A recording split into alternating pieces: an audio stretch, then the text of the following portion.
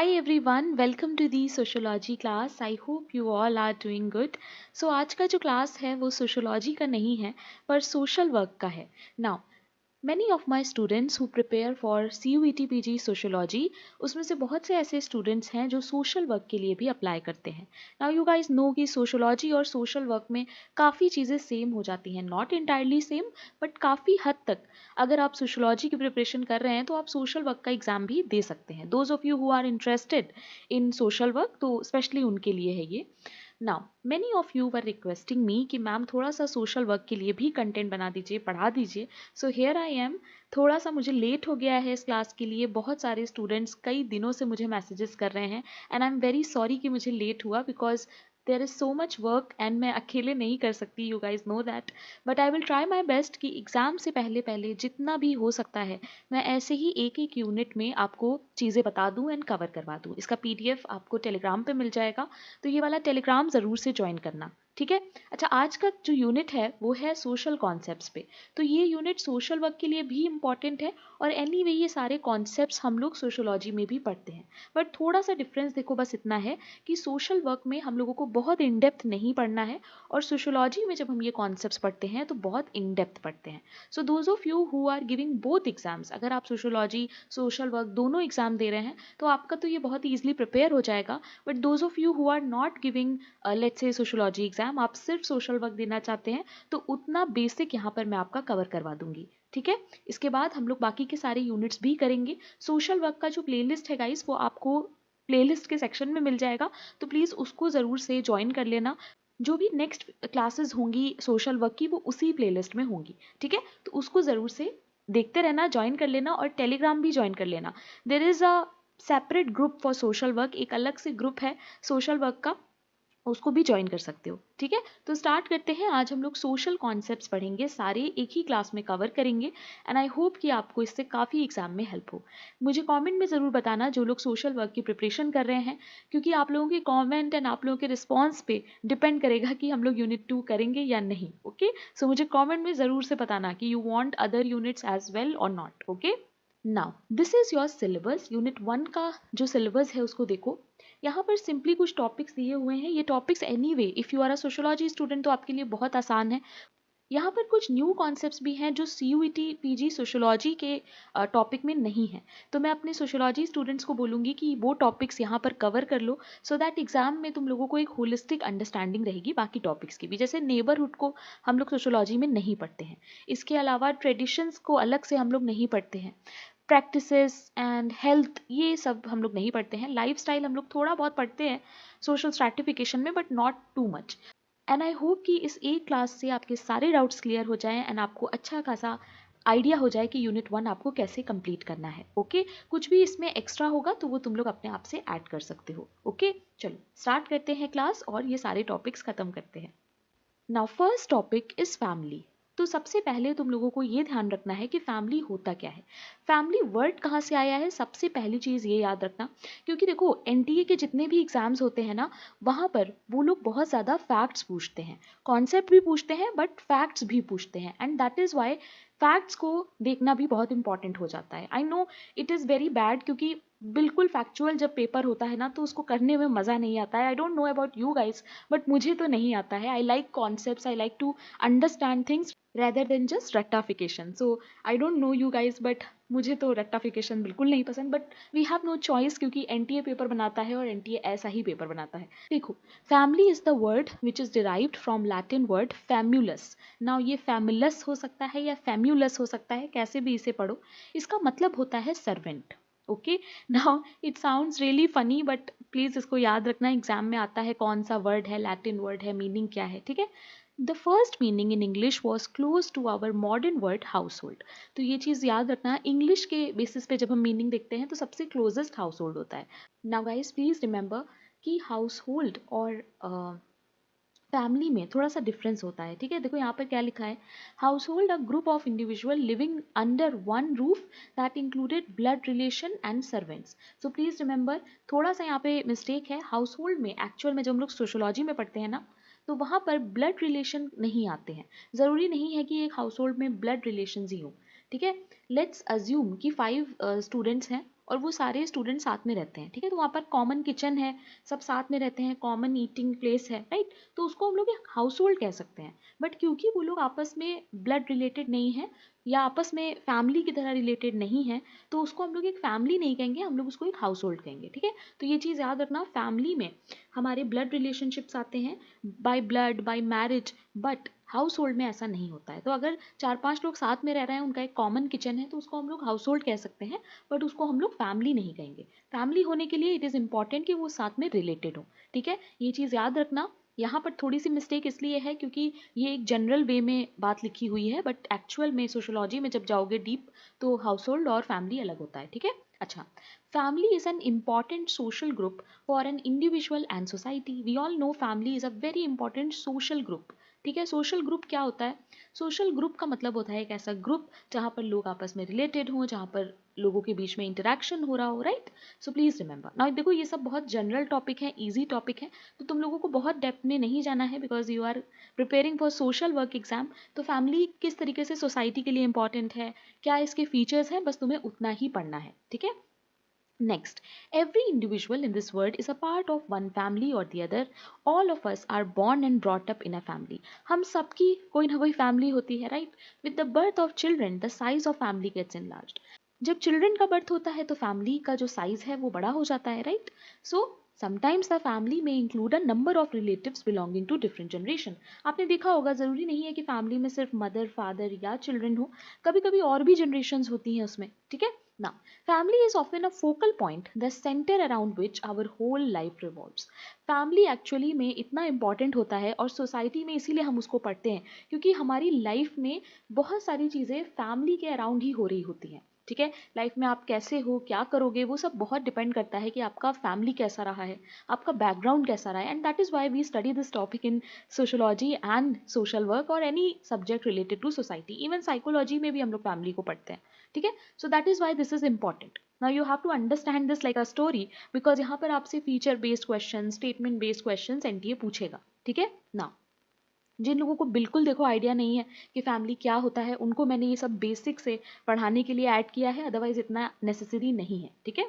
We begin our day with the family members go out to perform our professional and social duties and come back to be with our family members. So सारा दिन हम लोग बाहर रहते हैं, काम करते हैं और फिर वापस हम लोग फैमिली के पास आते हैं. So that is why it is very very important part of our social life, right? Now features देख लेते हैं। This part is very important. Features को समझना बहुत ज़रूरी है क्योंकि एग्जाम में फीचर्स से क्वेश्चन आता है, ठीक है। देखो पहला फीचर जो आपको याद रखना है that is universality. So family as a social unit is universal. There is not a single society in this universe where family is not found. कोई भी ऐसा सोसाइटी आपको नहीं मिलेगा जहाँ पर फैमिली का कॉन्सेप्ट ना हो, ठीक है। सो ये यूनिवर्सल होता है। Please remember the reason for its universality is that it performs many functions which are indispensable for the individual and society. बहुत सारे ऐसे फंक्शंस फैमिली परफॉर्म करता है जो बाकी कोई नहीं कर सकता, ठीक है। The biological, economic, social, psychological functions are performed by the family so efficiently and simultaneously that it has become indispensable for everyone, ठीक है। तो ये चीज याद रखना। In fact, society has not been able to found any alternative association which performs so many functions at one time. So ऐसा कोई भी एसोसिएशन इंस्टीट्यूशन आपको नहीं मिलेगा जो फैमिली जैसा हो। फैमिली अपने आप में बहुत यूनिक होती है एंड इट इज़ यूनिवर्सल। सब जगह आपको फैमिली ज़रूर मिलेगी, ठीक है। सो प्लीज़ रिमेंबर दिस ना। Next is emotional basis. Family में इमोशनल बेसिस बहुत इंपॉर्टेंट होता है क्योंकि फैमिली हमें इमोशनली सपोर्ट करती है। हम अपने फैमिली मेम्बर्स से इमोशनली अटैच होते हैं, right. They provide love, care, protection. Please remember these points guys. यहाँ से आपको स्टेटमेंट वाले क्वेश्चन पूछे जाएंगे, ठीक है। नेक्स्ट है limited size. Family is basically made up of husband, wife and their unmarried children. Basically अगर हम देखें तो फैमिली में ये जरूर होते हैं, हस्बैंड, वाइफ और children. It is a small group and its membership is confined to those who are related by either marriage or blood. ऐसा नहीं है कि बहुत बड़ी फैमिली नहीं हो सकती। अब देखो लिमिटेड साइज का क्या मतलब है कि जो हमारे इमीडिएट क्लोज होते हैं। ऐसा नहीं है कि अंकल आंटी या चाचा मामा ये सब हमारे फैमिली के पार्ट नहीं है। But these are not our immediate relations, ठीक है। तो यहाँ पर जो लिखा है ना वो इमीडिएट रिलेशन के कंपैरिजन में लिखा हुआ है, ठीक है ना। देखो यहाँ पे लिखा भी है कि large families are getting fewer and fewer day by day. अब लार्ज फैमिली का जो कॉन्सेप्ट है वो खत्म हो रहा है, न्यूक्लियर फैमिलीज बढ़ रही हैं। You guys know nuclear family, जहाँ पर हस्बैंड वाइफ और अनमैरिड चिल्ड्रन होते हैं, यानी small family, right. So please remember all these point. Now, nuclear position in social structure. देखो next point ही है.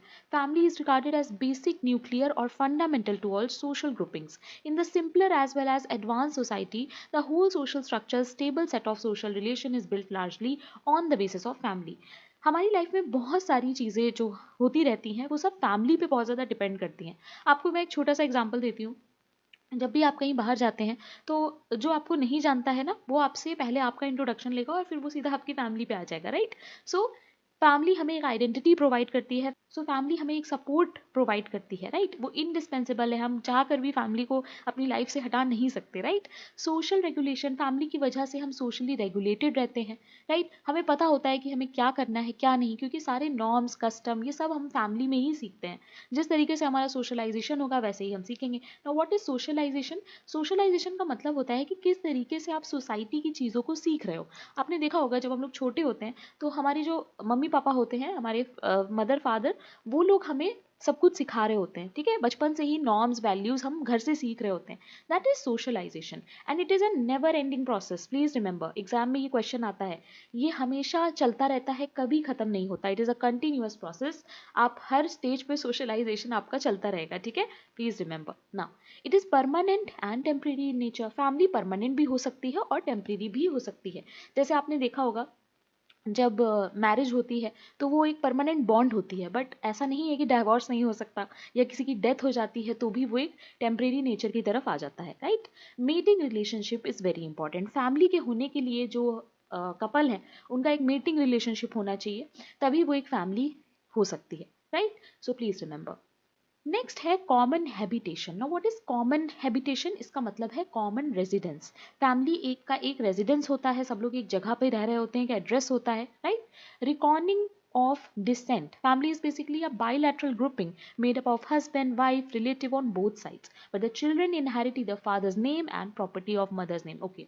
तो यहाँ पर क्या होता है कि फैमिली में या तो हमारा जो नाम होता है वो हमारे फादर की लाइन से आ रहा होता है या फिर हमारे मदर की लाइन से आ रहा होता है। तो जब फादर की लाइन से आएगा दैट वी कॉल पेट्रीलिनियल, और जब मदर की लाइन से आएगा तो वी कॉल इट मेट्रीलिनियल, ठीक है। तो फैमिली में एक ये भी बहुत इंपॉर्टेंट फीचर होता है कि हमें जो नाम प्रोवाइड होता है, हमें जो डिसेंट के थ्रू आइडेंटिटी मिलती है, that also we get because of family only, right. Now economic system भी मान सकते हैं हम फैमिली को, क्योंकि every family makes provision to look after the economic needs of its member. हमारे फादर्स जो है उनको हम लोग ब्रेड विनर मानते हैं, क्योंकि हमारी सोसाइटी में पेट्रियार्की होती है, राइट, जहाँ पर अर्निंग हेड जो है वो हमेशा फादर को कंसीडर किया जाता है। सो इकोनॉमिक सिस्टम भी कह सकते हैं, क्योंकि फादर सबके इकोनॉमिक नीड्स का ध्यान रखता है, right. Please remember all these points guys, exam में आते हैं ये सब। Now there are few types of families that you have to remember. कुछ टाइप्स हैं फैमिली के और मैंने अलग अलग बेसिस के अकॉर्डिंग ऐड किए हैं। सो आपको ये याद रखना है। आई वुड सजेस्ट पूरे नोट्स मत बनाना, बट एटलीस्ट डायग्राम इसका बना लेना, दैट इज इंपॉर्टेंट, ठीक है। अब देखो, रेजिडेंस और लोकेलिटी के बेसिस पे तीन फैमिलीज आपको याद रखनी है। रेजिडेंस और लोकेलिटी क्या है? रेजिडेंस और लोकेलिटी का मतलब कि आप कहाँ पर रहते हो, ठीक है। देखो, पहला है पेट्री लोकल, दूसरा मेट्री लोकल और तीसरा है नियो लोकल। पेट्री लोकल देखो क्या होता है, when the newly married wife leaves her parents house and goes to reside with her husband's parent. यानी जो न्यूली मैरिड वाइफ होती है वो अपने पेरेंट्स का घर छोड़ देती है और वो अपने हस्बैंड के पेरेंट्स के घर पे शिफ्ट हो जाती है, that is called petri local, ठीक है। ज्यादातर इंडियन फैमिलीज में यही फॉलो होता है, please remember. Now matrilocal family क्या होती है? When the married couple reside in wife's parental residence, यानी वाइफ के घर पे रहेंगे दोनों couple, that is matrilocal. So जब कपल्स हस्बैंड के घर पे रहेंगे दैट इज पेट्री लोकल, और जब मदर के घर पे रहेंगे दैट इज मेट्री लोकल, ठीक है। Such families are formed when the wife doesn't leave her mother's house even after marriage and it is the husband who comes to reside with her. यानी जो wife है वो अपना घर नहीं छोड़ेगी और जो हस्बैंड है वो वहीं पे आके उसके साथ रहेगा, ठीक है। सो कुछ ऐसी ट्राइब्स हैं देखो जहाँ पर ये फॉलो होता है, जैसे गारो, खासी, ये याद रखना, ये मेट्री लोकल फैमिलीज हैं, एग्जाम में आता है, ठीक है। सो गारो खासी को याद रखना, इनके फीचर्स भी आई थिंक आपको अलग से पढ़ लेने चाहिए क्योंकि एग्जाम में आते हैं। Next is neo local family. Neo local family में क्या होता है, ये लोग एक नए घर में चले जाते हैं, ठीक है, ना हस्बैंड की फैमिली के साथ रहेंगे ना वाइफ की फैमिली के साथ रहेंगे, ये लोग अपना अलग घर में रहेंगे, ठीक है, independent from either of the parents, that is called neo local. They prefer to set up a new home which is separate from either of their parents residence. In some tribes of Australia, the married couple resides with or near a maternal uncle of the groom rather than with the parents of either of the spouses, ठीक है। सो यहाँ पर क्या है, Australia का एक example दिया हुआ है, देखो, जहाँ पर आप अपने मैटरनल अंकल के घर पे रहोगे जाके, ठीक है। सो इसको हम लोग इवैंक्यू लोकल कहते हैं, ये बहुत इंपॉर्टेंट है पॉइंट, ठीक है। मैटरनल अंकल का मतलब क्या होता है, मम्मी के जो भाई होंगे यानी आपके मामा, ठीक है। सो उनके घर पे अगर कपल जाके रह रहा है दैट इज इवैंक्यू लोकल, ठीक है। विद और नियर है यानी उनके साथ भी रह सकते हो और उनके घर के पास भी, ठीक है। सो आंसर हो जाएगा avunculocal, please remember. Now next is on the basis of authority. So authority के बेसिस पे देखो दो होते हैं, patriarchal family and matriarchal family. Patriarchal family में क्या होता है कि फादर हेड होते हैं, ठीक है, father is the formal head and a ruling power in family. इसको हम लोग पेट्रियार्कल फैमिली कहते हैं, जहाँ पर सारे डिसीजन फादर लेते हैं और सब कुछ फादर कंट्रोल करते हैं, ठीक है, प्लीज रिमेंबर। और जो भी वो कहते हैं वुमेन एंड चिल्ड्रन को उसको मानना पड़ता है, so that is patriarchal family. Matriarchal family में क्या होता है कि मदर जो है वो सेंट्रल फिगर होती है, यानी जो मदर कहेंगी वो आपको मानना पड़ेगा, सारी पावर्स मदर के पास होती हैं, ठीक है। सो प्लीज रिमेंबर अथॉरिटी के बेसिस पे दो होते हैं, patriarchal and matriarchal, okay. Next comes on the basis of size. यहाँ से भी क्वेश्चन आता है, साइज के बेसिस पे भी कुछ इंपॉर्टेंट टाइप्स हैं जो आपको देखने हैं। पहला है न्यूक्लियर फैमिली। न्यूक्लियर फैमिली में क्या होता है, मैंने आपको भी बताया था, husband wife and their unmarried children. इसमें क्या होता है, हस्बैंड होते हैं, वाइफ होते हैं और अनमैरिड चिल्ड्रन होते हैं। This type of family is small in size. In urban areas nuclear family is more popular. Urban areas में न्यूक्लियर फैमिली का कॉन्सेप्ट हमें ज़्यादा देखने को मिलता है। Now what is urban areas, यानी सिटीज, ठीक है।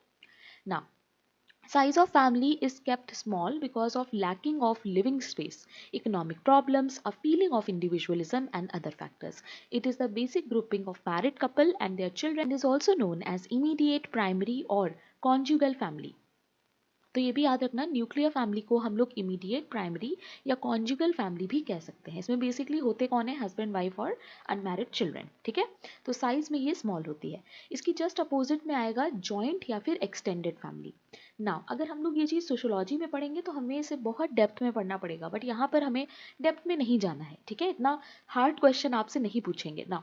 जॉइंट और एक्सटेंडेड फैमिली में क्या होता है, it is composed of blood and marital relative of 3 और more generation. Please read very carefully. Joint family में क्या है, husband wife and unmarried children वाला कॉन्सेप्ट नहीं है, यहाँ पर बहुत सारे रिलेटिव साथ में रहते हैं और ये सारे ही ब्लड रिलेटिव्स होते हैं, ठीक है। 2 या 3 जनरेशन वाले लोग जब साथ में रहते हैं that is your joint family, ठीक है, प्लीज रिमेंबर। ना एक्सटेंडेड फैमिली में क्या होता है, it is just an extension of nuclear family.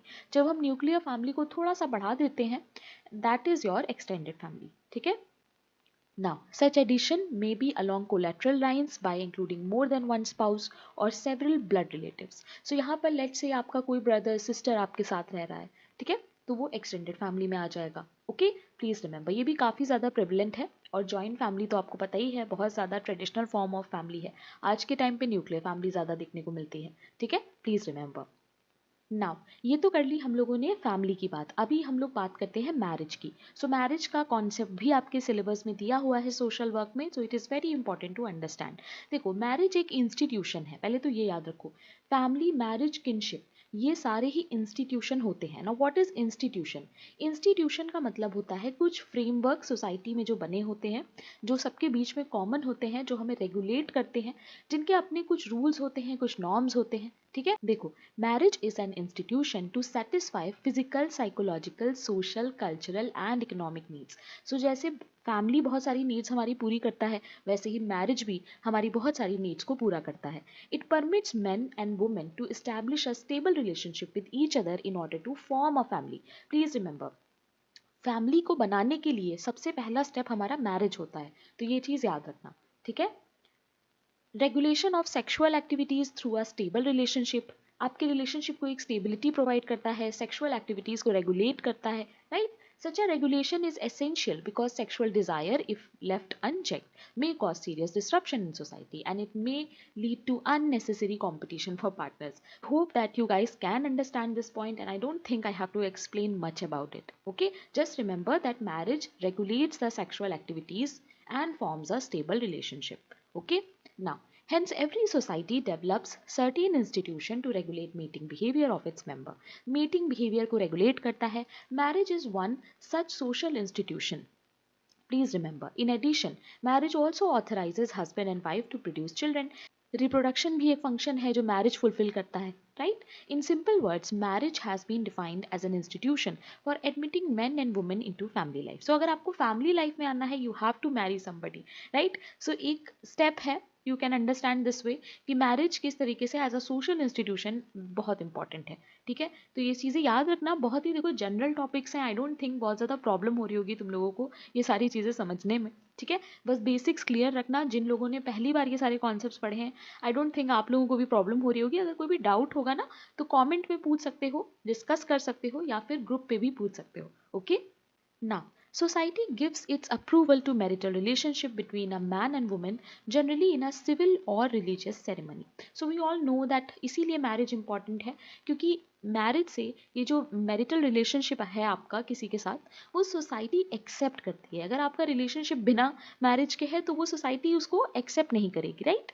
After the ceremony is over, the husband and wife begin to live with each other, they are by forming a family. So एक ceremony होती है जिसके बाद आप society के according accepted हो जाते हो as a couple, right? They give birth to children who are legally accepted by society. So you understanding legally accepted by society, जहां पर ऑफिशियली आप लोग उसके पेरेंट होंगे, जो भी आपका चाइल्ड होगा, right? Married couples have to fulfil many obligations toward each other. Society in general, in return they get many rights and privileges. बहुत सारे राइट्स और प्रिविलेज भी आते हैं मैरिज में. ना, you can understand marriage is a multi dimensional relationship. काफ़ी multi dimensional relationship होता है ये between a man and women. It is different from other forms of transitory and purely biological mating.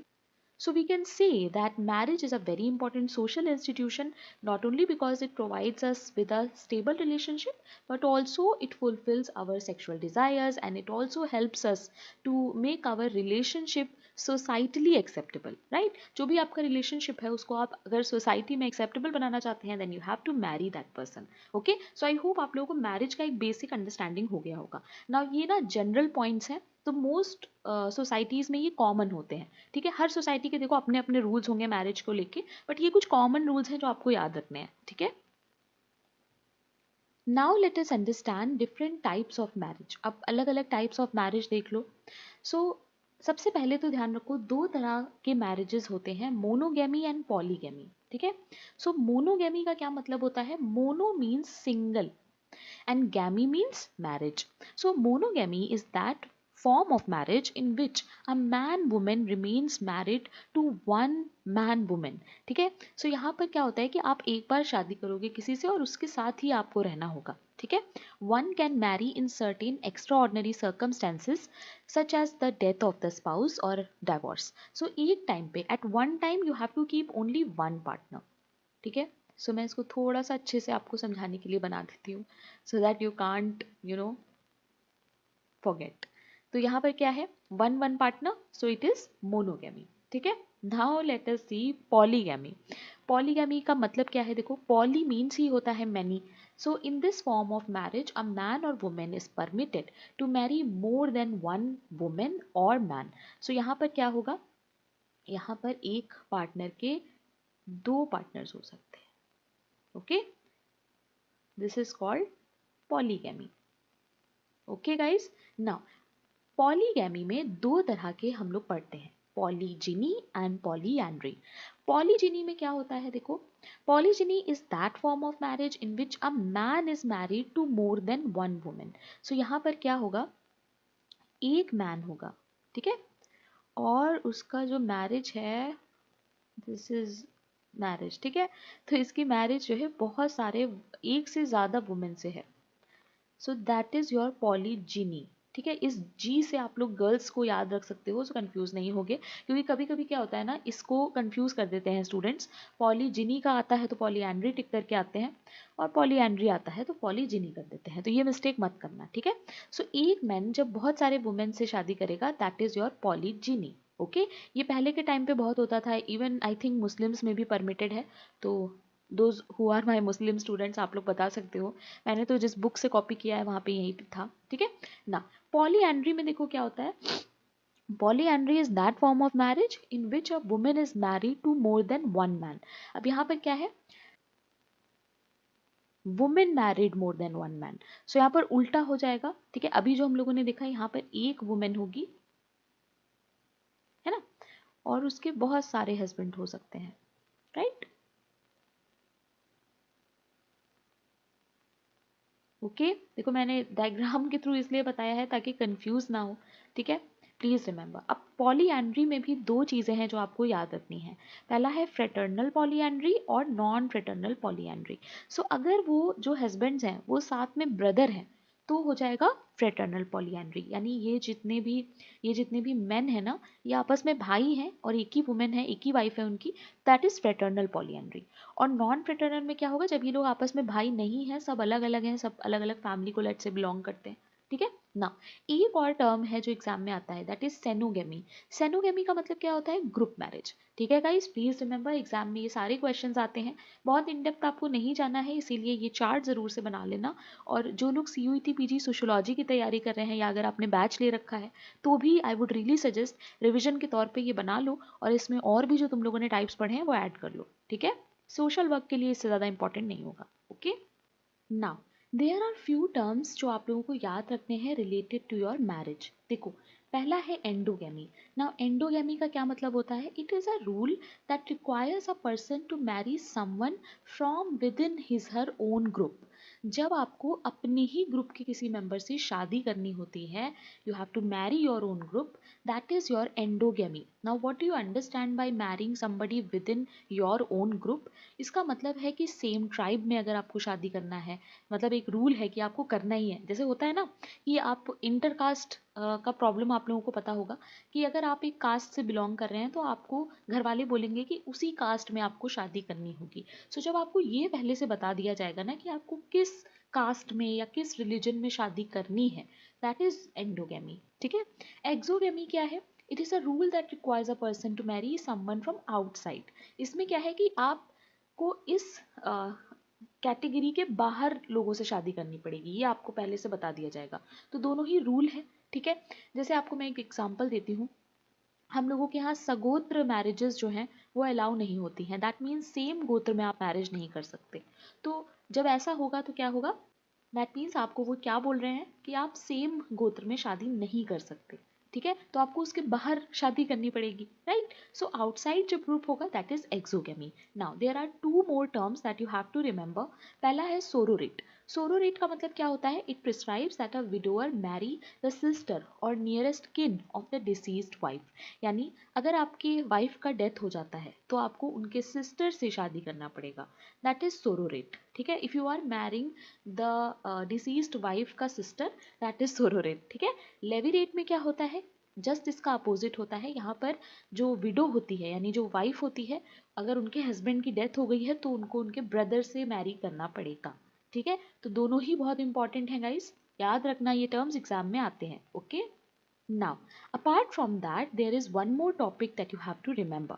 In Hindu society, marriage is an important sanskar. Now, you all know that Hindu society में संस्कार बहुत important होते हैं, ठीक है। संस्कार का मतलब क्या होता है, जो भी हमारे ड्यूटीज़ होते हैं जो हमें करने होते हैं, राइट। यू कैन से संस्कार को हम लोग एक मैनर्स की तरह भी नॉर्मल लैंग्वेज में यूज़ करते हैं, राइट। जैसे अगर कोई बदतमीजी कर रहा है तो आप उससे कहेंगे तुम्हें यही सिखाया है तुम्हारे पेरेंट्स ने, तुम्हारे यही संस्कार हैं, है ना। तो संस्कार एक ऐसा वर्ड है which is very very important for Hindus and Hindu society, okay. So marriage is also a part of संस्कार, ये एक रिलीजियस ड्यूटी है हमारे हिंदुइज्म में, इट इज़ अ सेक्रेमेंट।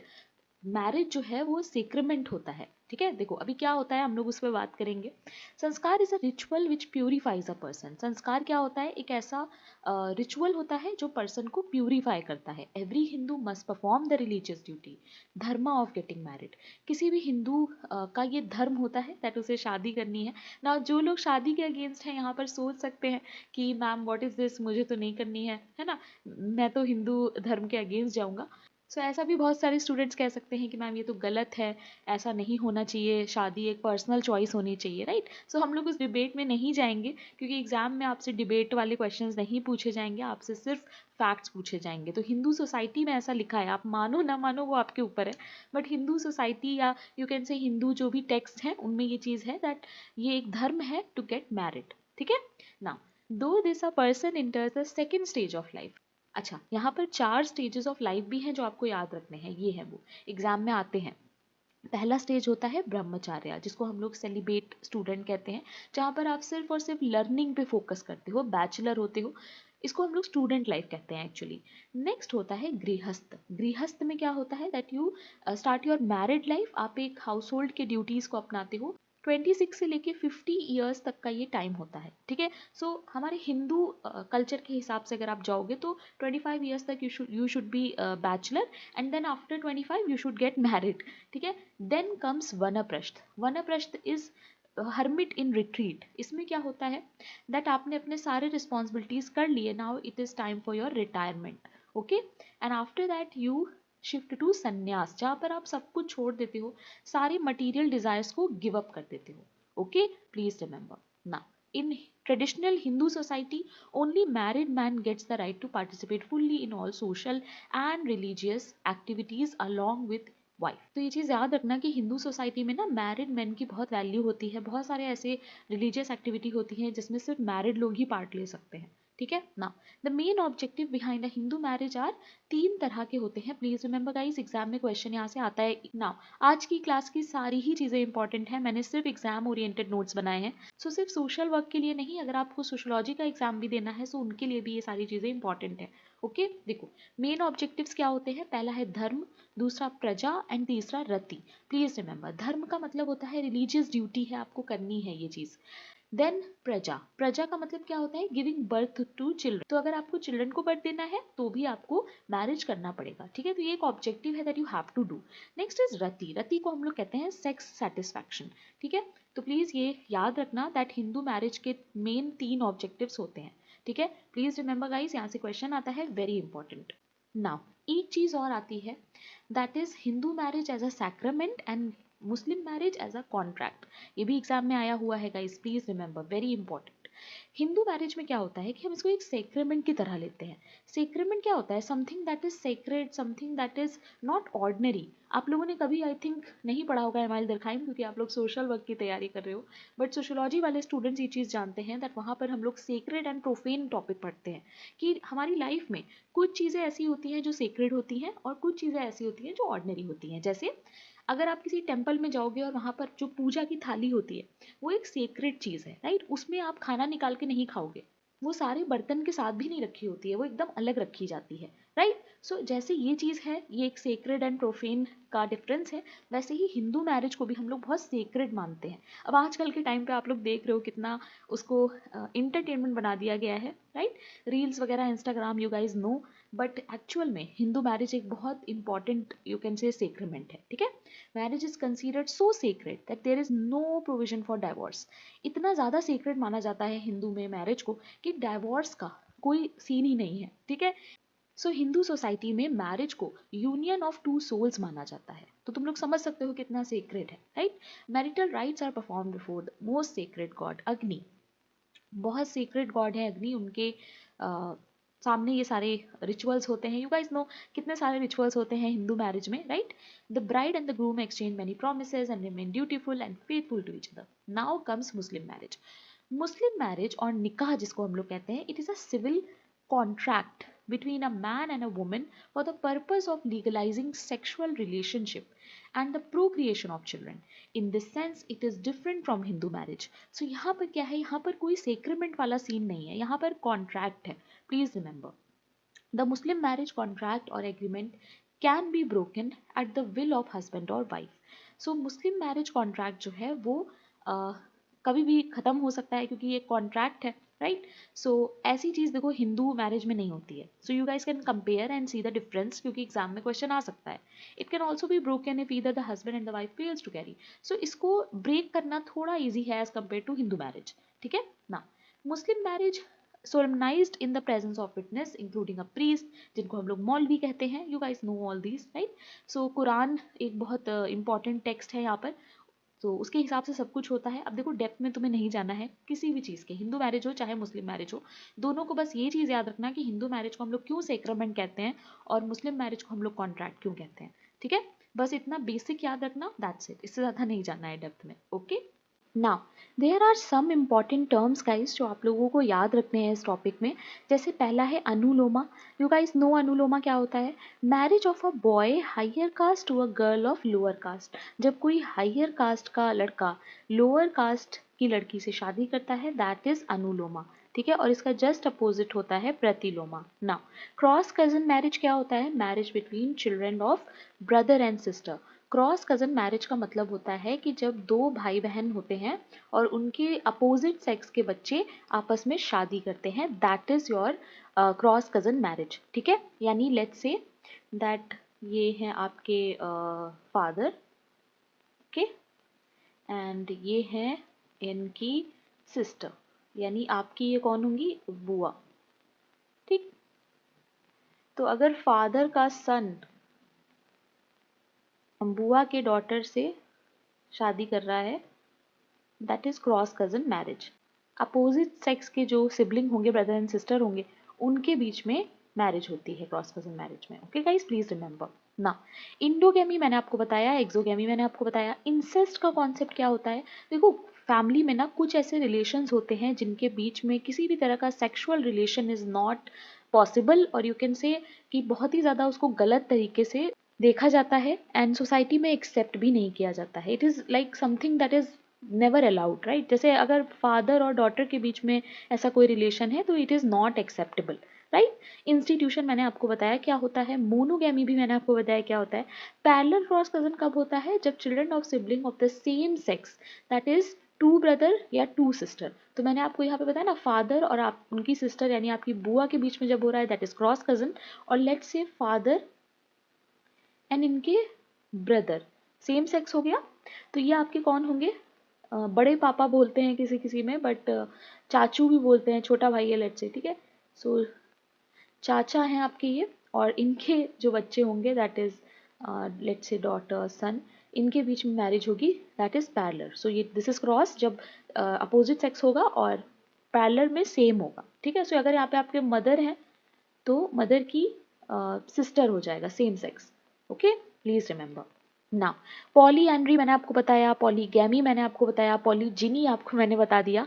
प्रतिलोमा देखो just opposite, marriage of a girl of higher caste to a boy of lower caste. So अगर girl higher caste की है that is Pratiloma. Now any of you जिसने ये सब पढ़ रखा है, अगर कोई सोशियोलॉजी का स्टूडेंट है तो आप लोग मुझे कॉमेंट में बताना कि प्रतिलोमा और अनुलोमा को इंग्लिश में क्या कहते हैं, ठीक है ना। संस्कार मैंने आपको बताया, संस्कार को हम लोग सेक्रेमेंट मानते हैं, something that is there in Hindu religion, Hindu society, जो कि आपको प्योरीफाई करता है, ठीक है। ऐसे राइट्स रिचुअल जो आपको प्योरीफाई करते हैं वो संस्कार में आते हैं ना। उसको संस्कारा भी पढ़ सकते हो, संस्कार भी पढ़ सकते हो, ठीक है now.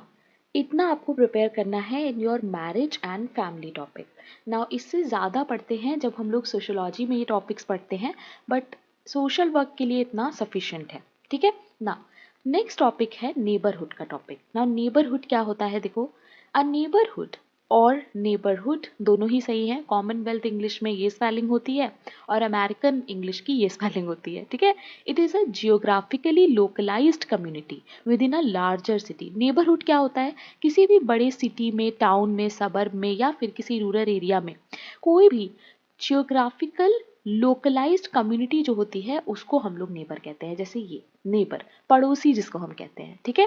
Neighbourhoods are often social communities, please remember ये सोशल कम्युनिटीज होती हैं with considerable face to face interaction, और यहाँ पर बहुत ज़्यादा फेस टू फेस इंटरेक्शन होता है, ठीक है। Neighbourhoods are a source of social cohesion, they are source of social cohesion, please remember social cohesion का मतलब क्या होता है कि साथ में अच्छे से रहना, स्टेबिलिटी के साथ रहना, यूनिटी के साथ रहना, right. Now it brings comfort, security, identity, moreover they provide a sense of belonging to the members. Now you guys know कि जो भी हमारा नेबरहुड होता है, जहाँ पर भी हम रहते हैं, वहाँ के आसपास के लोगों से हमारा कुछ अटैचमेंट होता है, राइट। बहुत सारे स्टूडेंट्स इससे रिलेट कर सकते होंगे जो लोग बाहर रहते हैं। जब भी आप लोग कभी घर पे जाते होगे तो आपको ऐसा फील होता होगा, right. Now the smallest unit of neighbourhood is called home area, ये चीज़ याद रखना।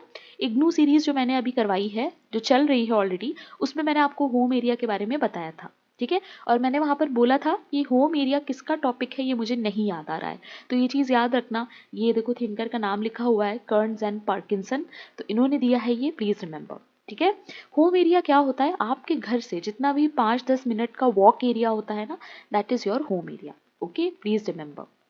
नाउ यहाँ पर कुछ इंपॉर्टेंट फैक्ट्स हैं जो मैंने ऐड किए हैं नेबरहुड में ही, यानी नेबरहुड का टॉपिक अगर आप पढ़ोगे तो आपको ये सारे फैक्ट्स वहाँ पे मिलेंगे, ठीक है। देखो, in his memoir the celebrated Indian journalist Vinod Mehta described one peculiar feature of Delhi, इन्होंने दिल्ली का एक फीचर बताया, क्या? He claimed that where you live in Delhi determined who you are, इन्होंने कहा दिल्ली में आप जहाँ रहते हैं वो बताता है कि आप क्या हैं, कैसे हैं, ठीक है।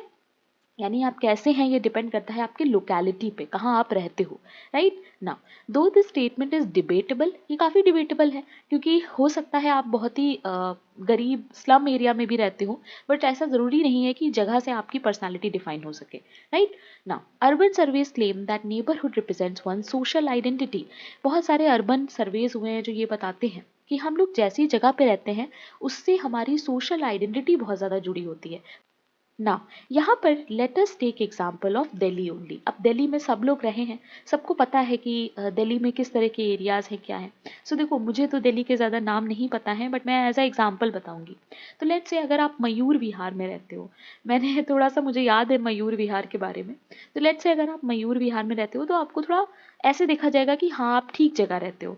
बट अभी लेट से यू विल से कि मैं सीमापुरी में रहती हूँ, मैं सुल्तानपुरी में रहती हूँ, एक और जगह मैं वहाँ पे गई थी, I think Jalebi Chowk, right. So अगर आप इस तरह के नाम लोगे ना तो आपको एक अलग सोशल आइडेंटिटी मिलेगी, ठीक है। तो जहाँ पर आप रहते हो, ऐसा बहुत से थिंकर्स ने बोला है, वो डिफाइन करता है आपकी सोशल आइडेंटिटी। अब देखो, गॉफमैन ने यहाँ पर बोला है एक बात कि your address is a piece of social information, यानी आपका एड्रेस बताता है कि आप मतलब जहाँ रहते होंगे वैसे ही आप होंगे, ठीक है। सो ये चीज़ भी याद रखना कि नेबरहुड कैसे इंपॉर्टेंट है, इन थिंकर्स ने ये बताया है, ठीक है ना। अब ये सारी बातें देखो डिबेटेबल हैं, बहुत सारी डिबेट्स इस पे हो सकती हैं, बट हमें डिबेट्स में नहीं जाना है, ठीक है ना। Scholars such as Castells and Fukuyama opine that networks found in modern neighbourhoods only vary in physical form but not in value. With the advent of technology, neighborhood interaction take place in indirect ways. The conversation take place over a combination of personal and virtual interaction. अब ये कहते हैं कैस्टल्स and फुकोयामा, very important thinkers, ये लोग कहते हैं आज के टाइम का जो नेबरहुड है ना, वो बहुत चेंज हो चुका है, ठीक है। Only vary in physical form and not in value, यानी फिजिकल फॉर्म में तो सब लोग हैं नेबरहुड, बट उनके बीच में कोई वैल्यू हमें नहीं दिखाई देती है। आपने देखा होगा मॉडर्न टाइम में जितना भी नेबरहुड है, हमें नहीं पता हमारे बगल में कौन रह रहा है ना, हमें नहीं पता कि थर्ड फ्लोर पे कौन है, सेकंड फ्लोर पे कौन है, राइट। सो अब क्या है, नेबर्स तो हैं बट उनके बीच में कोई वैल्यू नहीं रह गया है, ठीक है। तो ये इस तरह की बात करते हैं। They argue that geographical limits of neighbourhoods as we understand are even expanding with the help of technology, और ये भी कहते हैं कि टेक्नोलॉजी का इसमें बहुत बड़ा रोल है, राइट। मैनुअल कास्टल्स की तो बुक ही है नेटवर्क सोसाइटी, जिसमें ये कहते हैं कि neighbourhoods are not lost, they have only transformed. ये कहते हैं ऐसा हुआ क्यों है, क्योंकि लोग ऑनलाइन ही एक दूसरे से बात कर लेते हैं और टच में रहते हैं, कि सामने इतना मिलना होता ही नहीं है। तो ये एक बहुत बड़ा एग्जाम्पल है, प्लीज़ याद रखना कि मॉडर्न नेबरहुड्स में क्या है, ठीक है। एग्जाम में कोई क्वेश्चन आ सकता है बट आई डोंट थिंक आएगा, मैंने कुछ ज़्यादा ही नोट्स ऐड कर दिए हैं, एनटीए इतने क्वेश्चंस बनाता नहीं है, ठीक है। इंपॉर्टेंट आपके लिए यहाँ पर है कि आप हर चीज़ के फीचर और मीनिंग को समझो, that's it, okay. Now let us understand what is community. Community is also very important topic in sociology as well. Those of you who are giving sociology and social work both exams in CUET PG, तो आप लोगों को ये topic वहाँ पर भी पढ़ना होता है ना. सोसाइटी इज़ एन एब्स्ट्रैक्शन, यानी कि सोसाइटी एक नोशन है, एक आइडिया है, एक थॉट है. सोसाइटी कोई ऐसी चीज़ नहीं है जिसको हम लोग कॉन्क्रीट फॉर्म में देख सकते हैं, बट कम्युनिटी एक कॉन्क्रीट एंटिटी होती है, ये चीज़ याद रखना. According to sociologists, whenever the members of any group, small or large, live together in such a way that they share the basic conditions of a common life, we call them a group community. So कभी भी जब हम ऐसा देखते हैं कोई ऐसा group जो साथ में रहता हो, ठीक है, लिविंग टुगेदर इन सच अ वे कि वो साथ में एक कॉमन लाइफ शेयर कर रहे हों, उसको हम लोग क्या कह सकते हैं, उस ग्रुप को कम्युनिटी. ठीक है. A community refers to a group of individuals living in a geographical area. Okay, please remember. They share the same physical environment and the same basic conditions of common living. A neighborhood or a village are good example of community. एक village और एक neighborhood community का example होता है, ये चीज़ याद रखना. एग्जाम में कभी कभी पूछा जाता है कि neighborhood क्या है. ठीक है, so always remember. सो यहाँ पर भी कम्युनिटी के जो फीचर्स हैं वो आपके लिए बहुत इंपॉर्टेंट है, आपको एग्जाम के लिए याद रखने हैं. सबसे पहला देखो, community refers to the aggregate of individual. Community में कुछ इंडिविजुअल्स होते हैं, right. It is associated with a locality. ये बहुत इंपॉर्टेंट है, कम्युनिटी का एक अपना लोकेशन होता है. The members of community have a strong community sentiment, जिसको हम लोग वी फीलिंग कहते हैं. कम्युनिटी में सबसे मेन चीज़ होती है कि जो मेंबर्स हैं उनके बीच में एक सेंटिमेंट हो, एक वी फीलिंग हो, एक सेंस ऑफ बिलोंगिंग हो कि आप उस कम्युनिटी के मेंबर हो. ठीक है. Next is community age group of people is created spontaneously over a long period of time. So community में एक्चुअली होता क्या है, it is group of people जो साथ में रह रहे होते हैं काफ़ी लंबे टाइम से. ठीक है. It has more permanence or endurance than those groups which are created with a purpose. इसमें ज़्यादा परमानेंस हमें देखने को मिलती है, जबकि जो किसी रीज़न किसी पर्पस से बनाए गए ग्रुप्स होते हैं जैसे एसोसिएशन, वहाँ पर परमानेंस वाला एलिमेंट नहीं होता है. Community serves wider ends. ऐसा नहीं है कि यहाँ पर कोई एक गोल है उसको आपने अचीव कर लिया और कम्युनिटी ख़त्म हो गई. ठीक है. और कम्युनिटी का एक स्पेसिफिक नेम भी होता है, ये भी याद रखना. ठीक है. वही सारी चीज़ें यहाँ पर भी मेंशन है, तो प्लीज़ रिमेंबर गाइस, एग्जाम में आता है question. Okay. Now next topic जो आपके सिलेबस में है that is organisation. So organisation देखो क्या होता है. अगर हम कोलिन्स डिक्शनरी के हिसाब से देखें तो a type of collectivity established for the pursuit of specific aim. Organisation का मतलब क्या होता है, एक ऐसा कलेक्टिविटी जिसका कुछ स्पेसिफिक एम हो, कोई गोल हो. ठीक है. कुछ फॉर्मल स्ट्रक्चर ऑफ रूल्स हो सकते हैं, अथॉरिटी रिलेशंस हो सकते हैं, डिवीजन ऑफ लेबर हो सकता है. जैसे हम लोग देखते हैं ना, किसी भी ऑर्गेनाइजेशन में अगर आपने काम किया होगा तो you guys can relate, right. The modern civilise society is characterised by a large number of organisation. हमारे मॉडर्न सोसाइटी में हम देखते ही हैं कि कितने सारे ऑर्गेनाइजेशंस हैं, right. Our society in a way is an organisational society. इसीलिए हम अपनी सोसाइटी को भी ऑर्गेनाइजेशनल सोसाइटी कह सकते हैं. Okay. Now social organization arises whenever people interact on a continuous basis in a pursuit of common goal. Social organization का क्या मतलब होता है, जब आप आपस में लोगों के साथ interact कर रहे होते हो और सबका कुछ common goal हो. ठीक है. It consists of behavior expectation that the people have towards one another or group of member. यानी एक दूसरे के लिए हमें पता होता है कि क्या बिहेवियर हमसे एक्सपेक्ट किया जाएगा.